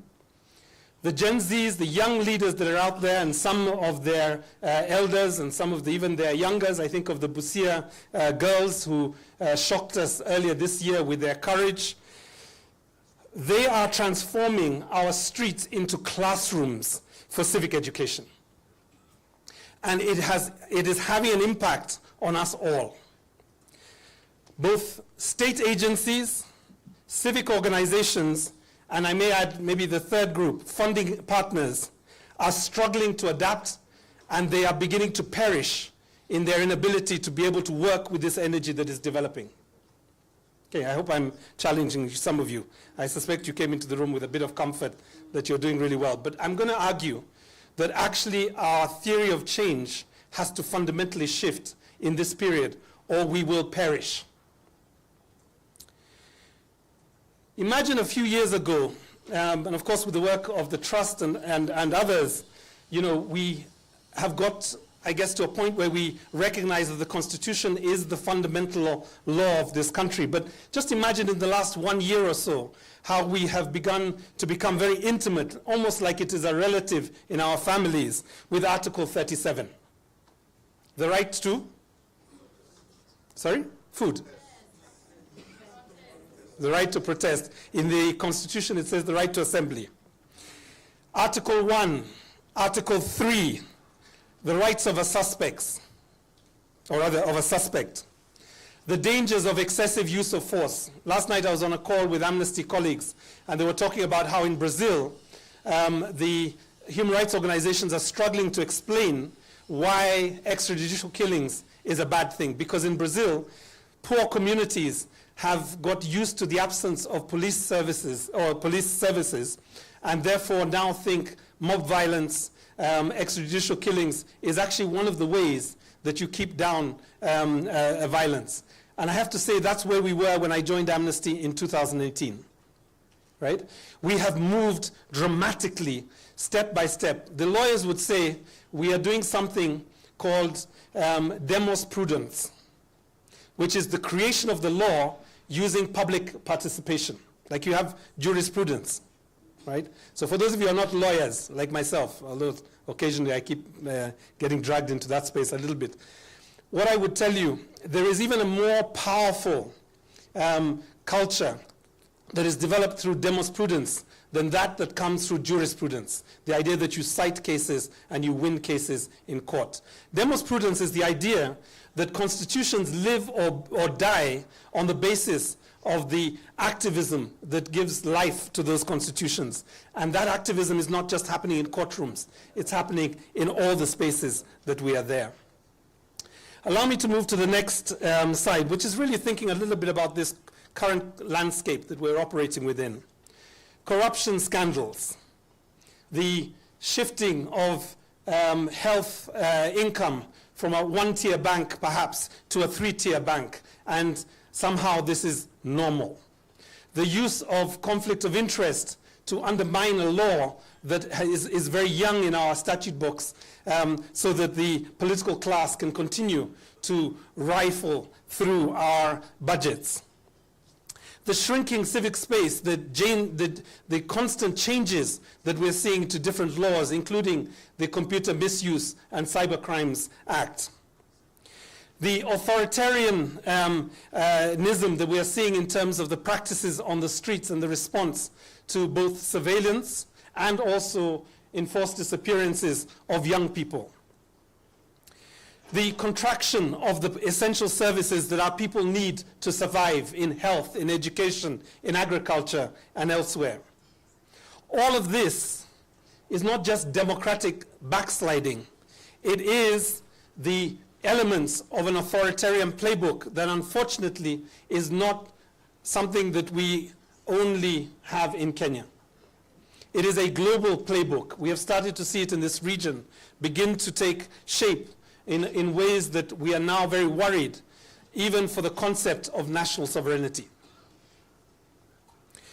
But let me come to some of the things that we do need to pay attention to as well. The youth-led protests over the last year or so that started with rejecting a finance bill for the first time in the history of post-independent Kenya, a finance bill that not only successfully forced that bill to be reintroduced, forced a cabinet to dissolve, forced a president to humble himself and say that he will listen more closely to his population and the people that he is mandated legally by the Constitution to serve. I listened to a couple of activists recently, and one of the things they said to me, which I think is something we've heard a lot, but I want to just start this next section with that, is we are neither the leaders in waiting, nor are we the leaders of tomorrow, but we are leading what happens in Kenya today fundamentally. And what's most interesting, given what's been going on in the region, is that the Kenyan youth have now become a barometer for change, not just in the Republic of Kenya, but in at least 2 republics. The elections of Tanzania are being played out as if they were a province in Kenya. Uganda will be no different. I'm not prophesying. Uganda will be no different. Ethiopia has an election coming, right? So I think we have to think of the youthfulness that we have seen over the last years as probably one of the best exports that we can give the world, not just our region, in terms of an accountability movement. Now, I suspect not everybody will agree with me on that. There's a good senator, I think Cherengani would probably not agree with me on that one. But let's say this is a matter of debate. What we learned from the Gen Z activists essentially is that you do not listen to in parliament, you will be taught in the streets and the public spaces of our country. The obligation on those of us who seek public office, the obligation on some of us is that we have to develop a better listening culture. I can say it no more clearly than that. Because if we don't, there is an avalanche of energy that will come at us that no police service, no military detachments, contingents, or battalions, or even a full state can manage. So let's take the easy option. For those of you working for government, how do we redesign government so that it is able to respond to this new energy that's coming? Digital accountability is now essentially the framework within this works. Most of you remember, let's start with Hanifa Adam. Hanifa taught us that she could raise 3.31 million shillings in 1 month. Now, for some of us who are executive directors, fundraisers, and program managers, and all those other titles, we probably have done that maybe once or twice in our life using a proposal. But it doesn't take a month. She did it from ordinary people. And inside of that is a lesson to all of us who think that somehow development, governance, accountability will come from the over-reliance on funding partners that no longer care what happens to our organizations. And I hope I will still have friends in the Norwegian and the Danish and the Canadians and the Americans and so on. But I think it's important that we are honest with each other. And they know this. The amount of funding that they're now offering us to protect our organizations, to strengthen our organizations, is completely insufficient, right? Amnesty this year had to manage a deficit. The first time I think we've done this in probably about 10 years. Nobody is interested in funding salaries, office costs, and operational costs, right? They just want to do projects. Some embassies have got to a point where they actually, the programmatic focus for them is evenings, cocktails, book launches, right? Film festivals. Now, I'm not belittling that. I'm just saying it is what it is, right? Now, the kind of investment that gave rise to NESEP, that gave rise to the trust, all of that is no longer in our financial horizon. So if we don't start listening to Hanifa and others who have done this, then I suspect we are missing the moment. Let me turn to Uraia Kebasu. He has become a punching bag for many people. I protect him. And I say he was the one that sparked our imagination once again about social accountability projects. He's the one that reminded us that Kwa ground is where the energy really lies, where the lies really lies, right? Take somebody like Hussein Khalid. Hussein Khalid is on my board. I have a good relationship with him, but I don't understand the man. He can be in 5 different parts of the country in 1 week, personally. And my question is, where does that energy come from? And more importantly, how do we borrow a little bit of it so that in our corners, in our little pieces of work, we are also able to bring that level of passion, of diligence, and of activism to our spaces? I could go on a little bit more. Shall we talk about, let's see, Njeri, Rose? Everybody know Rose Njeri? That's a very uncommon name in Kenya. It's like Irungu. There are about 69,000 Irungus in Kenya. I counted them. Houghtons are like 3. That's why nobody can remember my name, the second name. But let's talk a bit about Rose Njeri. Arrested for an app, a little micro website, put in over a public holiday, 88 days she was at a central police station. DCI refused to even release her to go home to look after her 2 children. On the Tuesday morning, she goes to court. Law Society is prepared. They challenge the charge sheet, and the judge says, unfortunately, I don't see a law that she has broken. What was she trying to do? She was trying to make it easy for 56 million Kenyans to comment on a finance bill. What happened, and I know this story very intimately because I did the back end of this as well, I called the finance committee, the National Assembly. I said, I know she has got arrested because one of you called the DCI and told the DCI to arrest her. So I'm asking you to just stop, pause, and reflect on what she was trying to do. And consider that there's nothing different that she was doing that I did not do when I came before the Finance Committee to make my submissions.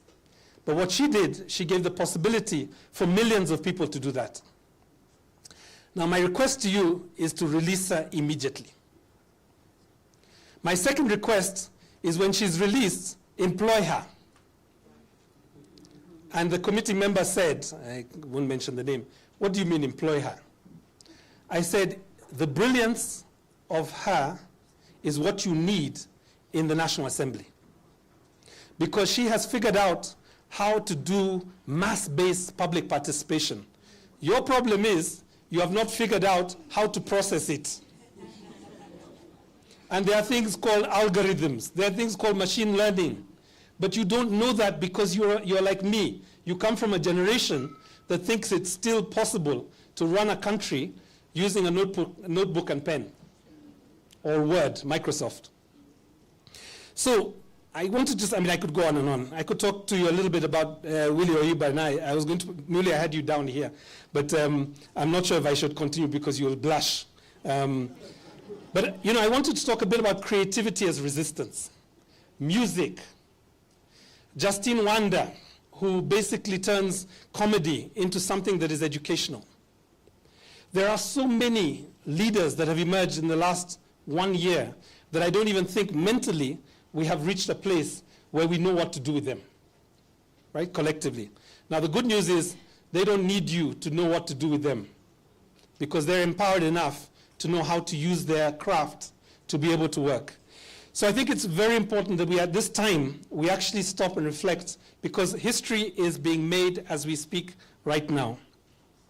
Let me move to the final comments. Actually, no, there's 2 more. Are you okay for another 2 minutes? Okay. They say keynote. Sometimes it means be brief.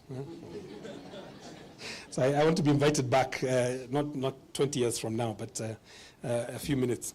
Anyway, every day, so I do a column. Some of you know this. Huh? So about 10 years ago, an editor called me and said, Irungu, would you like to do an op-ed? And I was like, an op-ed? He said, yeah. So I said, how often? He says, once a week. And I said, my friend, I don't even see my children that often, right? How would I do a column? He said, it's only 800 words. It was 820 words. you'll get used to it. The first one was a disaster.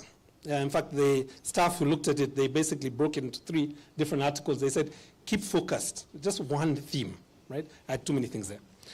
I now do that article in about 90 minutes, and I promise you, I do not have somebody who does research for me.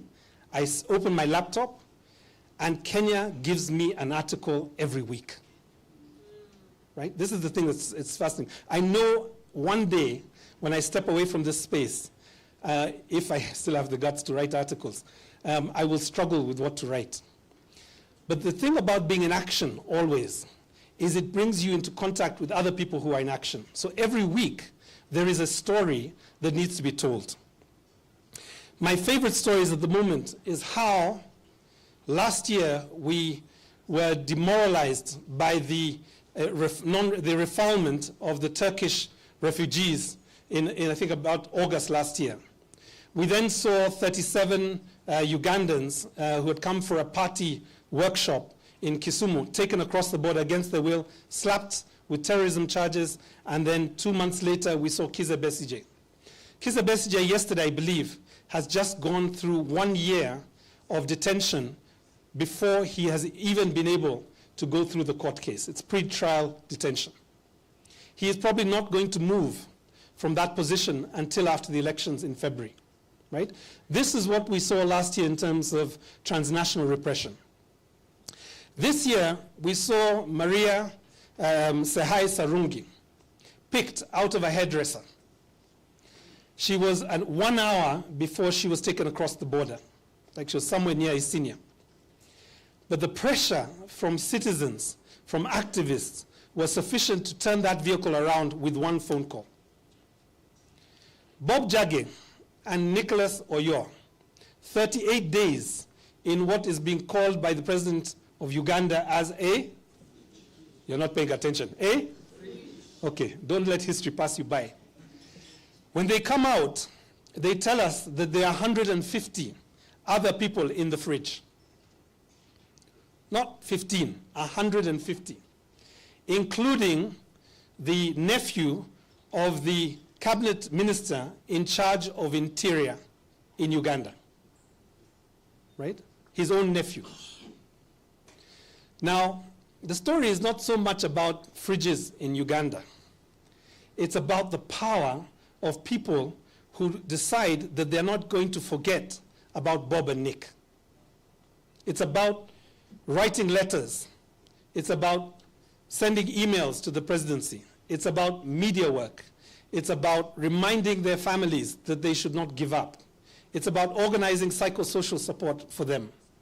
And most importantly, it's about when they return, catching them with our full arms.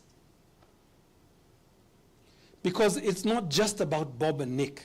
It's about all of us. Right? It's about all of us. And, you know, I was in the supermarket. Yes, I still go to supermarkets, in case you think I don't do those things. I do supermarkets. Actually, by the way, it's a twist between me and my wife. She hates supermarkets. I love supermarkets. One day, it will destroy our marriage. But for the moment, we have kind of worked out how this works, right? So I'm in the aisles, and I'm looking for Tanzanian coffee. But because there's been a breakdown in Tanzania, Africaf is not available. So I'm having to settle for some Swiss equivalent that probably came from Ghana. And anyway.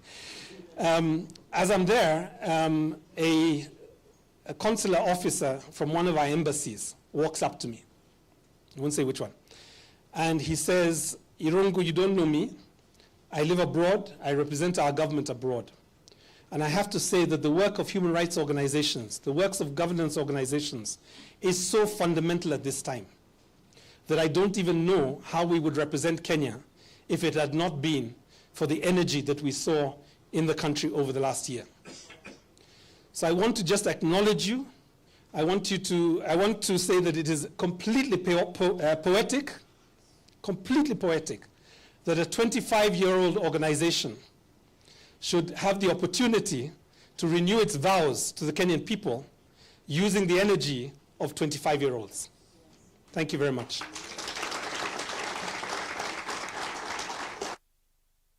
Ladies and gentlemen, a bigger round of applause, please. If you are not energized, then I hope that you are re-energized by that amazing, amazing speech. For those who've just come in, we have a chant that I'd like us to continue chanting throughout, just to remind us who we are and why we are here. When I say God bless Kenya, you say God bless Kenya. God bless Kenya. God bless Kenya. Thank you so much, and thank you so much, Irungu, just for charging us and reminding us the power that is within us. We appreciate. Now, we're going to have a bit of a technical session right now, because there are a few moving parts. I'll ask you to oblige. As you see a couple of people running around, that is because we want to prepare for a launch, and we would like our key guests to be part of that launch. But to tell us what the launch is about, please put your hands together for Helen Mudora, Uraia Civic Education Manager. Asante sana.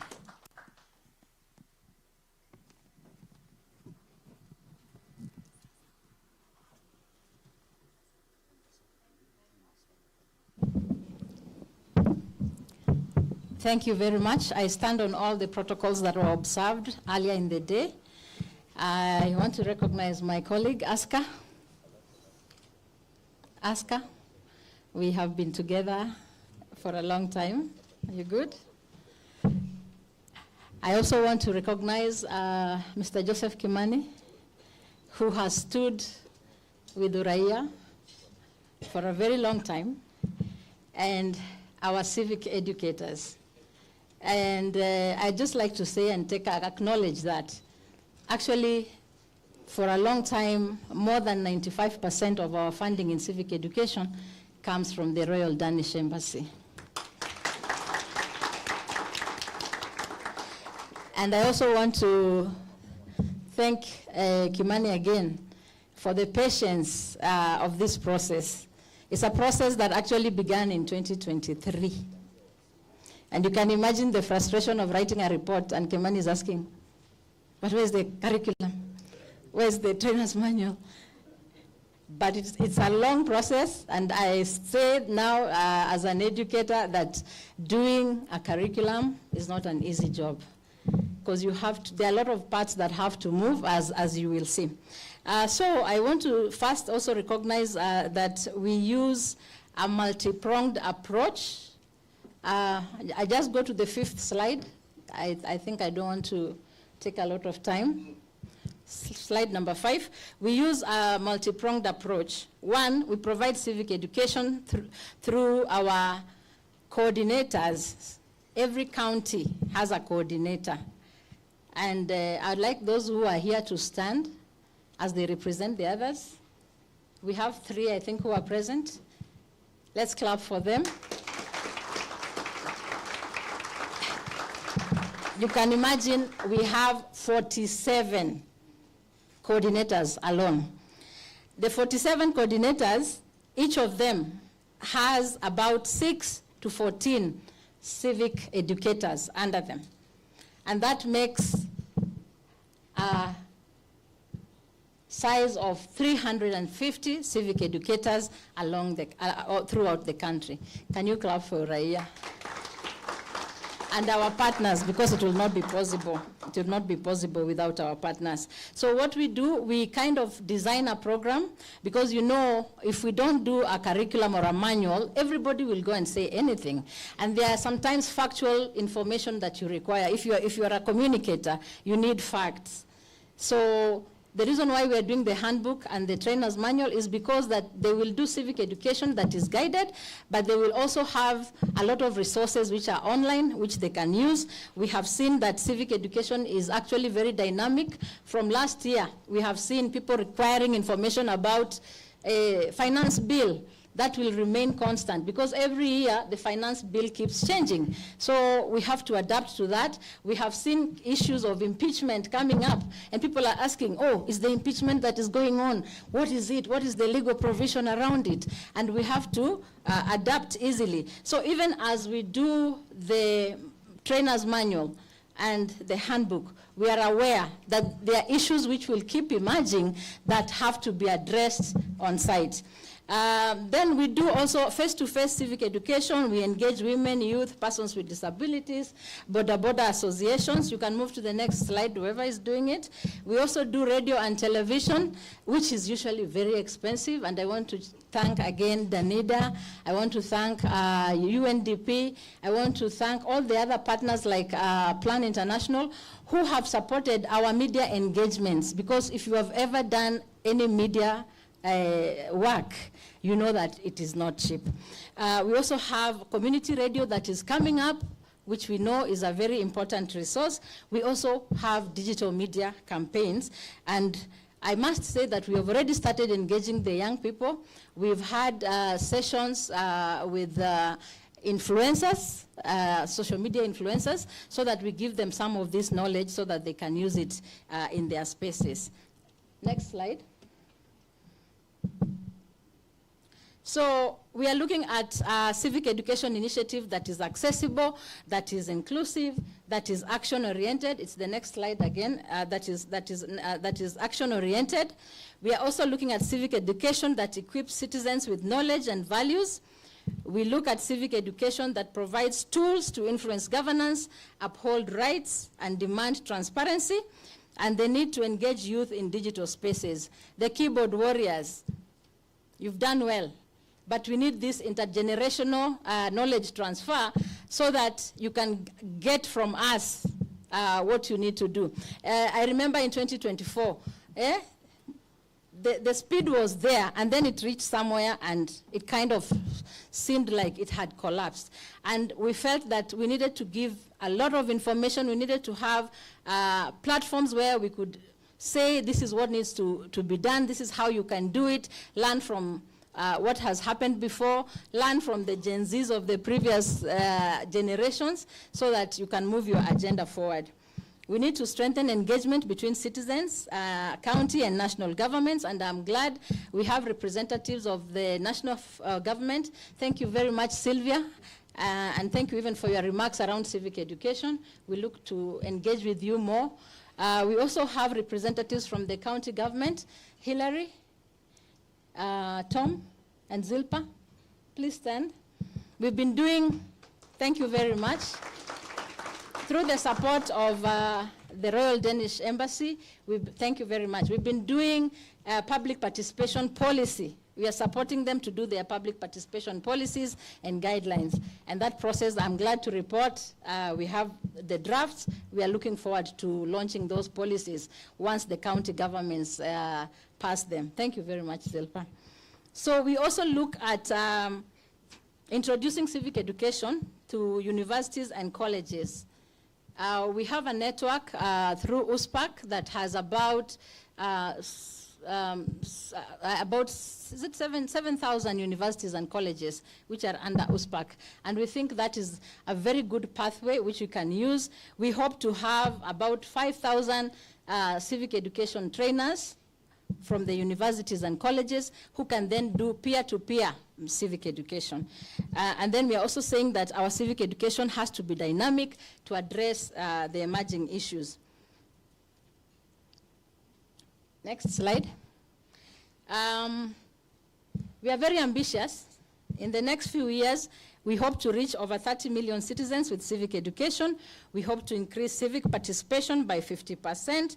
We are looking at training 5,000 youth educators to support peer-to-peer civic education, reach about 10 million youth in colleges and universities, and reach 9 million people through the Kenya Music Festivals. The Kenya Music Festivals has become a very good pathway for civic education.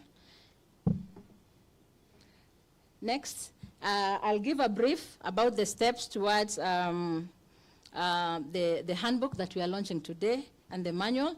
Initially, we had a review of the curriculum that we were using.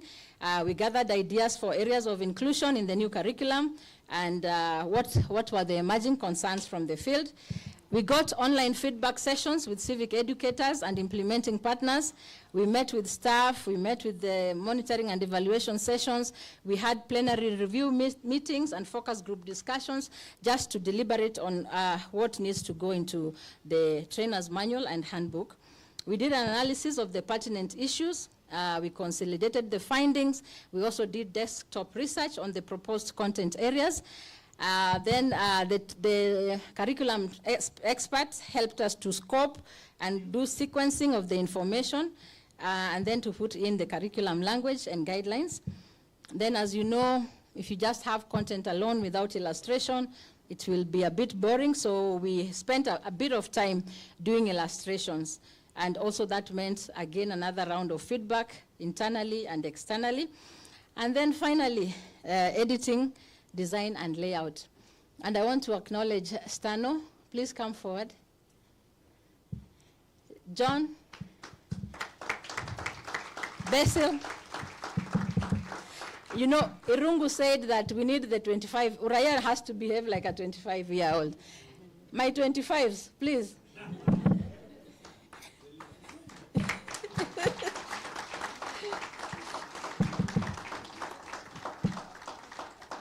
That's not to say that the other Uraia staff did not do much, but I'm going to come to that.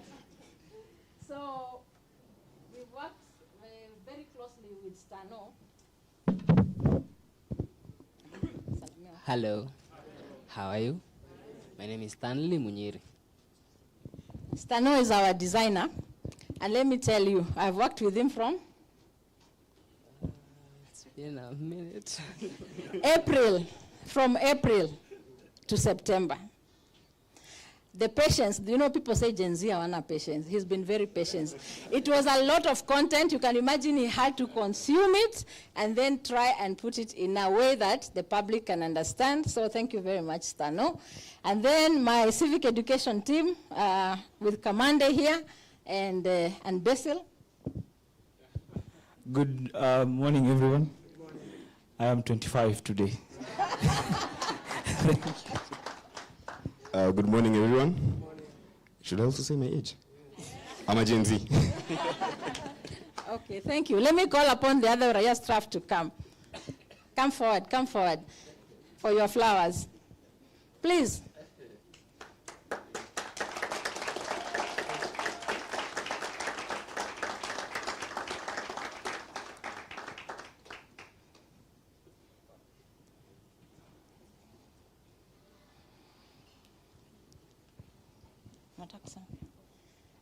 You can introduce yourselves.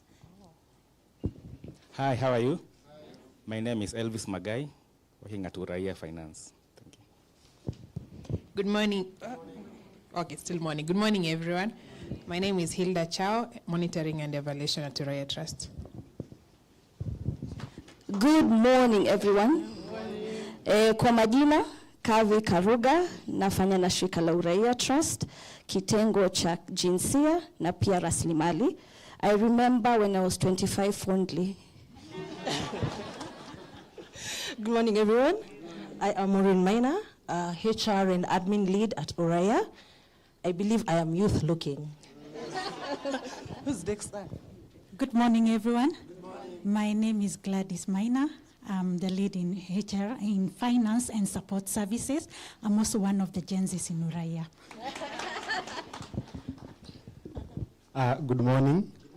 My name is Tom Okello. I work at Uraia Trust as a finance officer, the lead Gen Z around. Good morning, everyone. Good morning. I'm Francis Mutugi, finance officer at Uraia Trust. I think also I'll stay young till I die. Good morning. Good morning. I'm Robert Waeru, grant officer, Uraia. Good morning, everyone. Good morning. My name is John Getau. I work for Uraia Trust as a logistics officer, and I'm happy to be here. Bazu. Good morning. Moya Lois, the youth leader. And I always ask them, so what? Thank you very much. And I also recognize our trustee, Mwaura. They've also done a lot of panel beating in this process. The reason why I've called our colleagues is because we actually had several sessions. Those who are in finance had to look at the public finance section and input. Those who are in procurement, those who are in, everybody had an input in this whole process. So the title, we are calling it Constitution and Constitutionalism, because we are living at a time when we feel it is very important for us to know what are the principles of constitutionalism? We are looking at issues of fidelity to the Constitution. We are looking at gender and inclusion in the Constitution of Kenya. We are 2010. Module 2, we are talking about citizenship and UTU, sovereignty of the people, citizenship, national values, citizen participation. Because at the end of the day, if we just conform to the national values, then I don't think we will be in abeyance of what we need to do in the Constitution. Governance and leadership and integrity. Governance, Module 3 in governance, we are looking at leadership and integrity, types of democracies, devolution, national and county governance, issues of impeachment have come up. Module 4, public finance, we are looking at planning and budgeting, public participation, revenue, debt, finance bill, procurement, accountability. And then Module 5, we are looking at land and environment, land use and management, the ownership and issues of land titles. You know, for citizens, they were saying, hey, we want to know how land titles are acquired. Why are we having problems with land titles? So we had to put all that. Issues of pollution and waste management, again, coming back to citizens. How do we also take care of our environment? Renewable and non-renewable energy, blue and green economies, climate change. And then because we know gender has a lot of issues in land and environment, we've also provided a section for that. Now, the handbook is like notes. So the trainer's manual just gives you what you need to do as a facilitator, how you guide the discussions, and then the handbook is the notes that you need to bring about. Let's go to the second last slide. We are hoping, because we have a lot of people here, everybody can bring in their investment in this process. We hope you can build a more resilient, informed, and participatory communities where citizens are not only aware of their rights, but are actively shaping the future of their societies. So we really hope that you can join us in turning awareness into action and turning citizens into change makers. Thank you very much. Thank you so much. Another round of applause, please. And thank you, Helen, for recognizing your team. Like I said, now we're getting into the technical bit, which is the launch of the book. And it was very important just to give an introduction, a preamble of the work that went into this book. You could just see, oh my goodness, I'm sorry. You could just see that you might think it is just a normal publication, you might take it for granted, but there's so much that has gone into it, and we're sure that it will leave an impact in terms of the people that will be touched by the content in the books. So right now, I want to invite our Executive Director, Mr. Oliver, to please usher our guests to this side, and by guests I mean kindly come with Dr. Mshai Mwangola, with Mr. Felix Odhiambo, Mr. Henry Klassen, Dr. Sylvia Vudi, Irungu Horton, and of course Helen, that is your corner. As they make their way here, Oliver, you know, lazima uzindikishe mgeni hezi enda tu peke yake. Please usher our guests to the launch site. And also Mr. Joseph Kimani, please.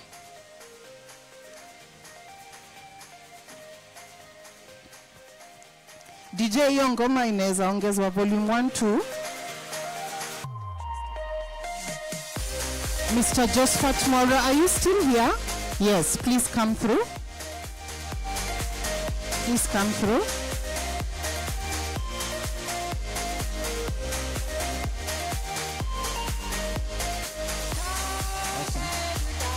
Is James Aruanga UNDP here? All right. So we're going to arrange you to the left and to the right. Henrik, if we could please have you here. Yes. No. We all have to be together. I'm trying to do gender balance. Joseph, come on this side. You don't want to be. Oh, okay. So we're doing mix and match. Okay, that is fine. That is great. Photographers, just let me know if the framing is right, if people need to move a bit to the left or to the right. Thank you so much, everyone. So for safety, just so you know, when the launch is done, there'll be a disturbing noise. Please don't be shocked. We are not under siege. We are not under raid. It is just for commemorative purposes. And the sparks are actually non-inflammatory. Yes, it will be there. Now, so what we'll ask, for the sake of framing the picture, we will ask Daktari and Henrik to be the center, and they will carve. Then everyone will carve behind. Yes, just so that we are all framed and we are not swallowed in. On this side, yes, yes. Okay, great, fantastic. To our photographers, are we okay? Is the framing right? Okay, maybe one last photo before the fireworks. Smile, smile, smile. Where I come from, we say magego, magego. Great. Henry. We say Joey. That one you know. Henrik, I'd like to give you the honors of officially launching. Ladies and gentlemen, this is where us being Africans come in. Once Henrik officially cuts the ribbon to launch the Civic Educators Manual, shouting, shangwe and vigelegele, let everybody know this auspicious occasion. We're going to count down from 5. Will you join me? Let's go. 5. Shangwe na vigelegele!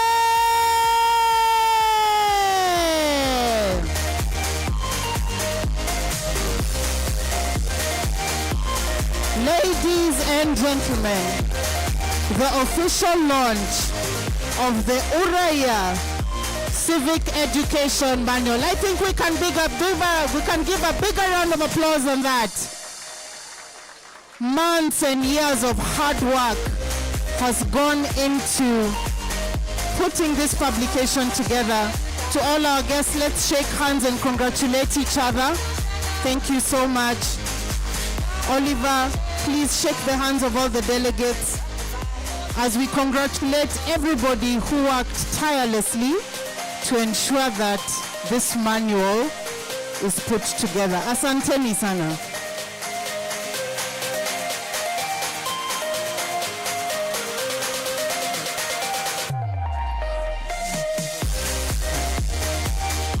All right, I am being advised, my dear guests, does everybody have a copy of the book? Felix, I don't see your book. Mshai, see you have your book. Daktari, good. All right, can we go back to that nice formation we had, holding our books for a photo op, please? There are 2 books that you should have, the trainer's manual and the handbook. All right. I'm kindly asking if you can go back to that nice formation we had, anchored by Henrik and Sylvia on this side,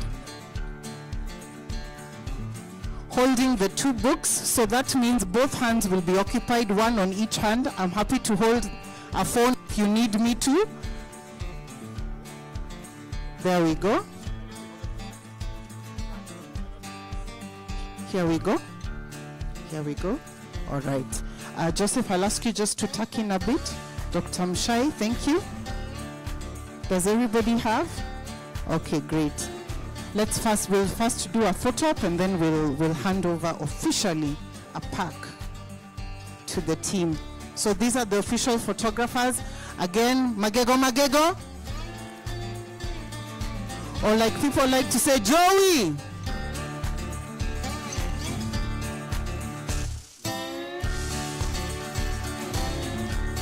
Thank you so much. Thank you so much.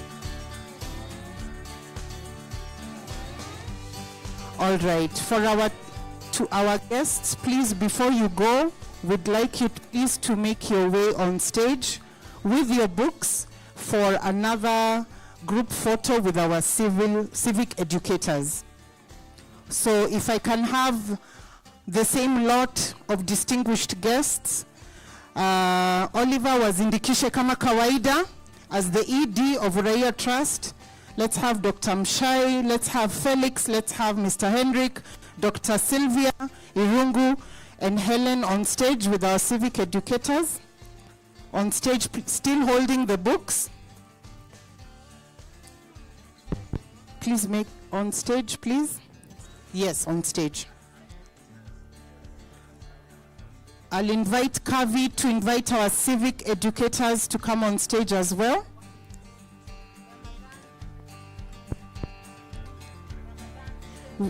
Ramadan and Stella. If I can have John or Tom to please help me move this podium, just so that you can have more space. Okay.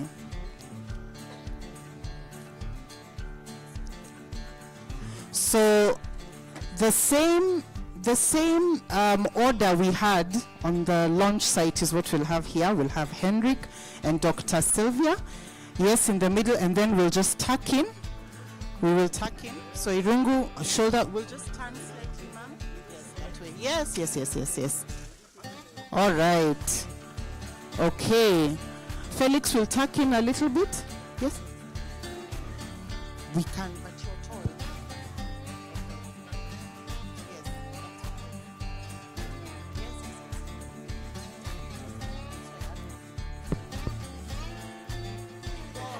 When I say tucking, is shoulder to shoulder. Shoulder to shoulder. Okay, great. All right, I will move this for you so that we have more space. To our photographers, is that all right? Are we well framed?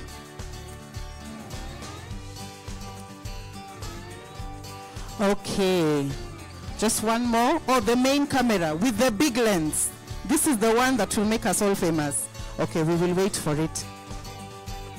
Just moving a seat here for framing purposes.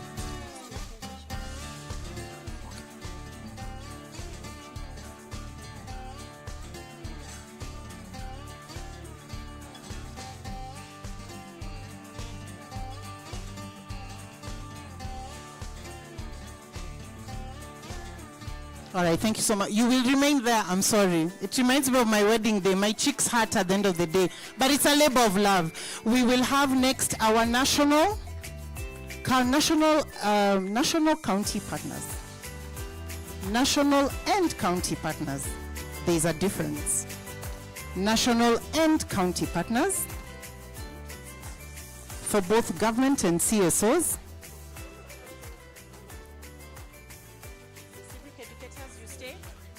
Civic educators, you stay. We are going to pull the impossible, the world's largest photo op.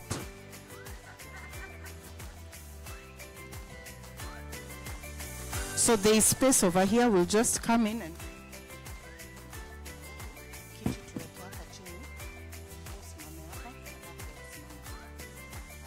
on this other side, can we do balance? Come on this side, please. Yes. So because they're up, we can actually come in.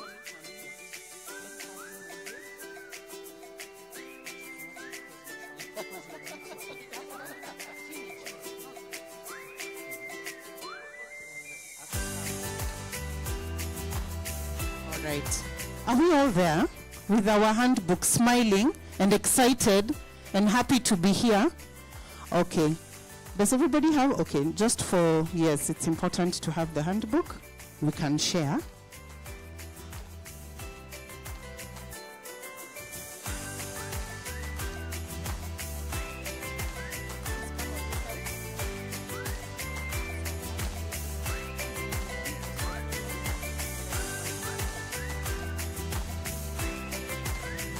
All right.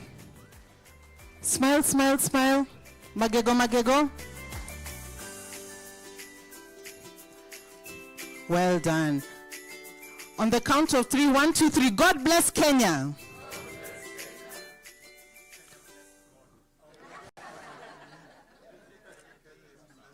Thank you so much. We'll ask our chief guests now, they can make their way down. Thank you so much. Let's give them a round of applause. Okay. Civic educators, you stay. Civic educators, stay. Let's have Uraia family with civic educators. Now we can get up on the podium, please. Uraia staff with civic educators. Uraia staff with civic educators. Haya, tukue team chipukizi kidogo. Thank you, Hilda. Thank you, Tom. Bazu ako wapi? Haya, with civic educators, Uraia. Dr. Mshai, you are Uraia. Ndani. You have to be in the picture. Thank you so much.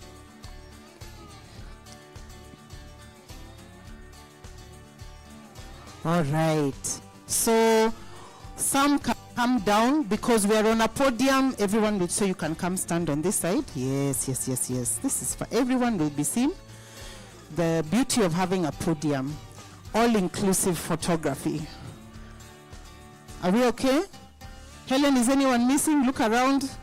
Uraia team, look left, right. Who is not there? Okay. On the count of 3, 1, 2, 3. God bless Kenya. And because we are in-house, on the count of 3, 1, 2, 3. Uraia! Uraia, oye!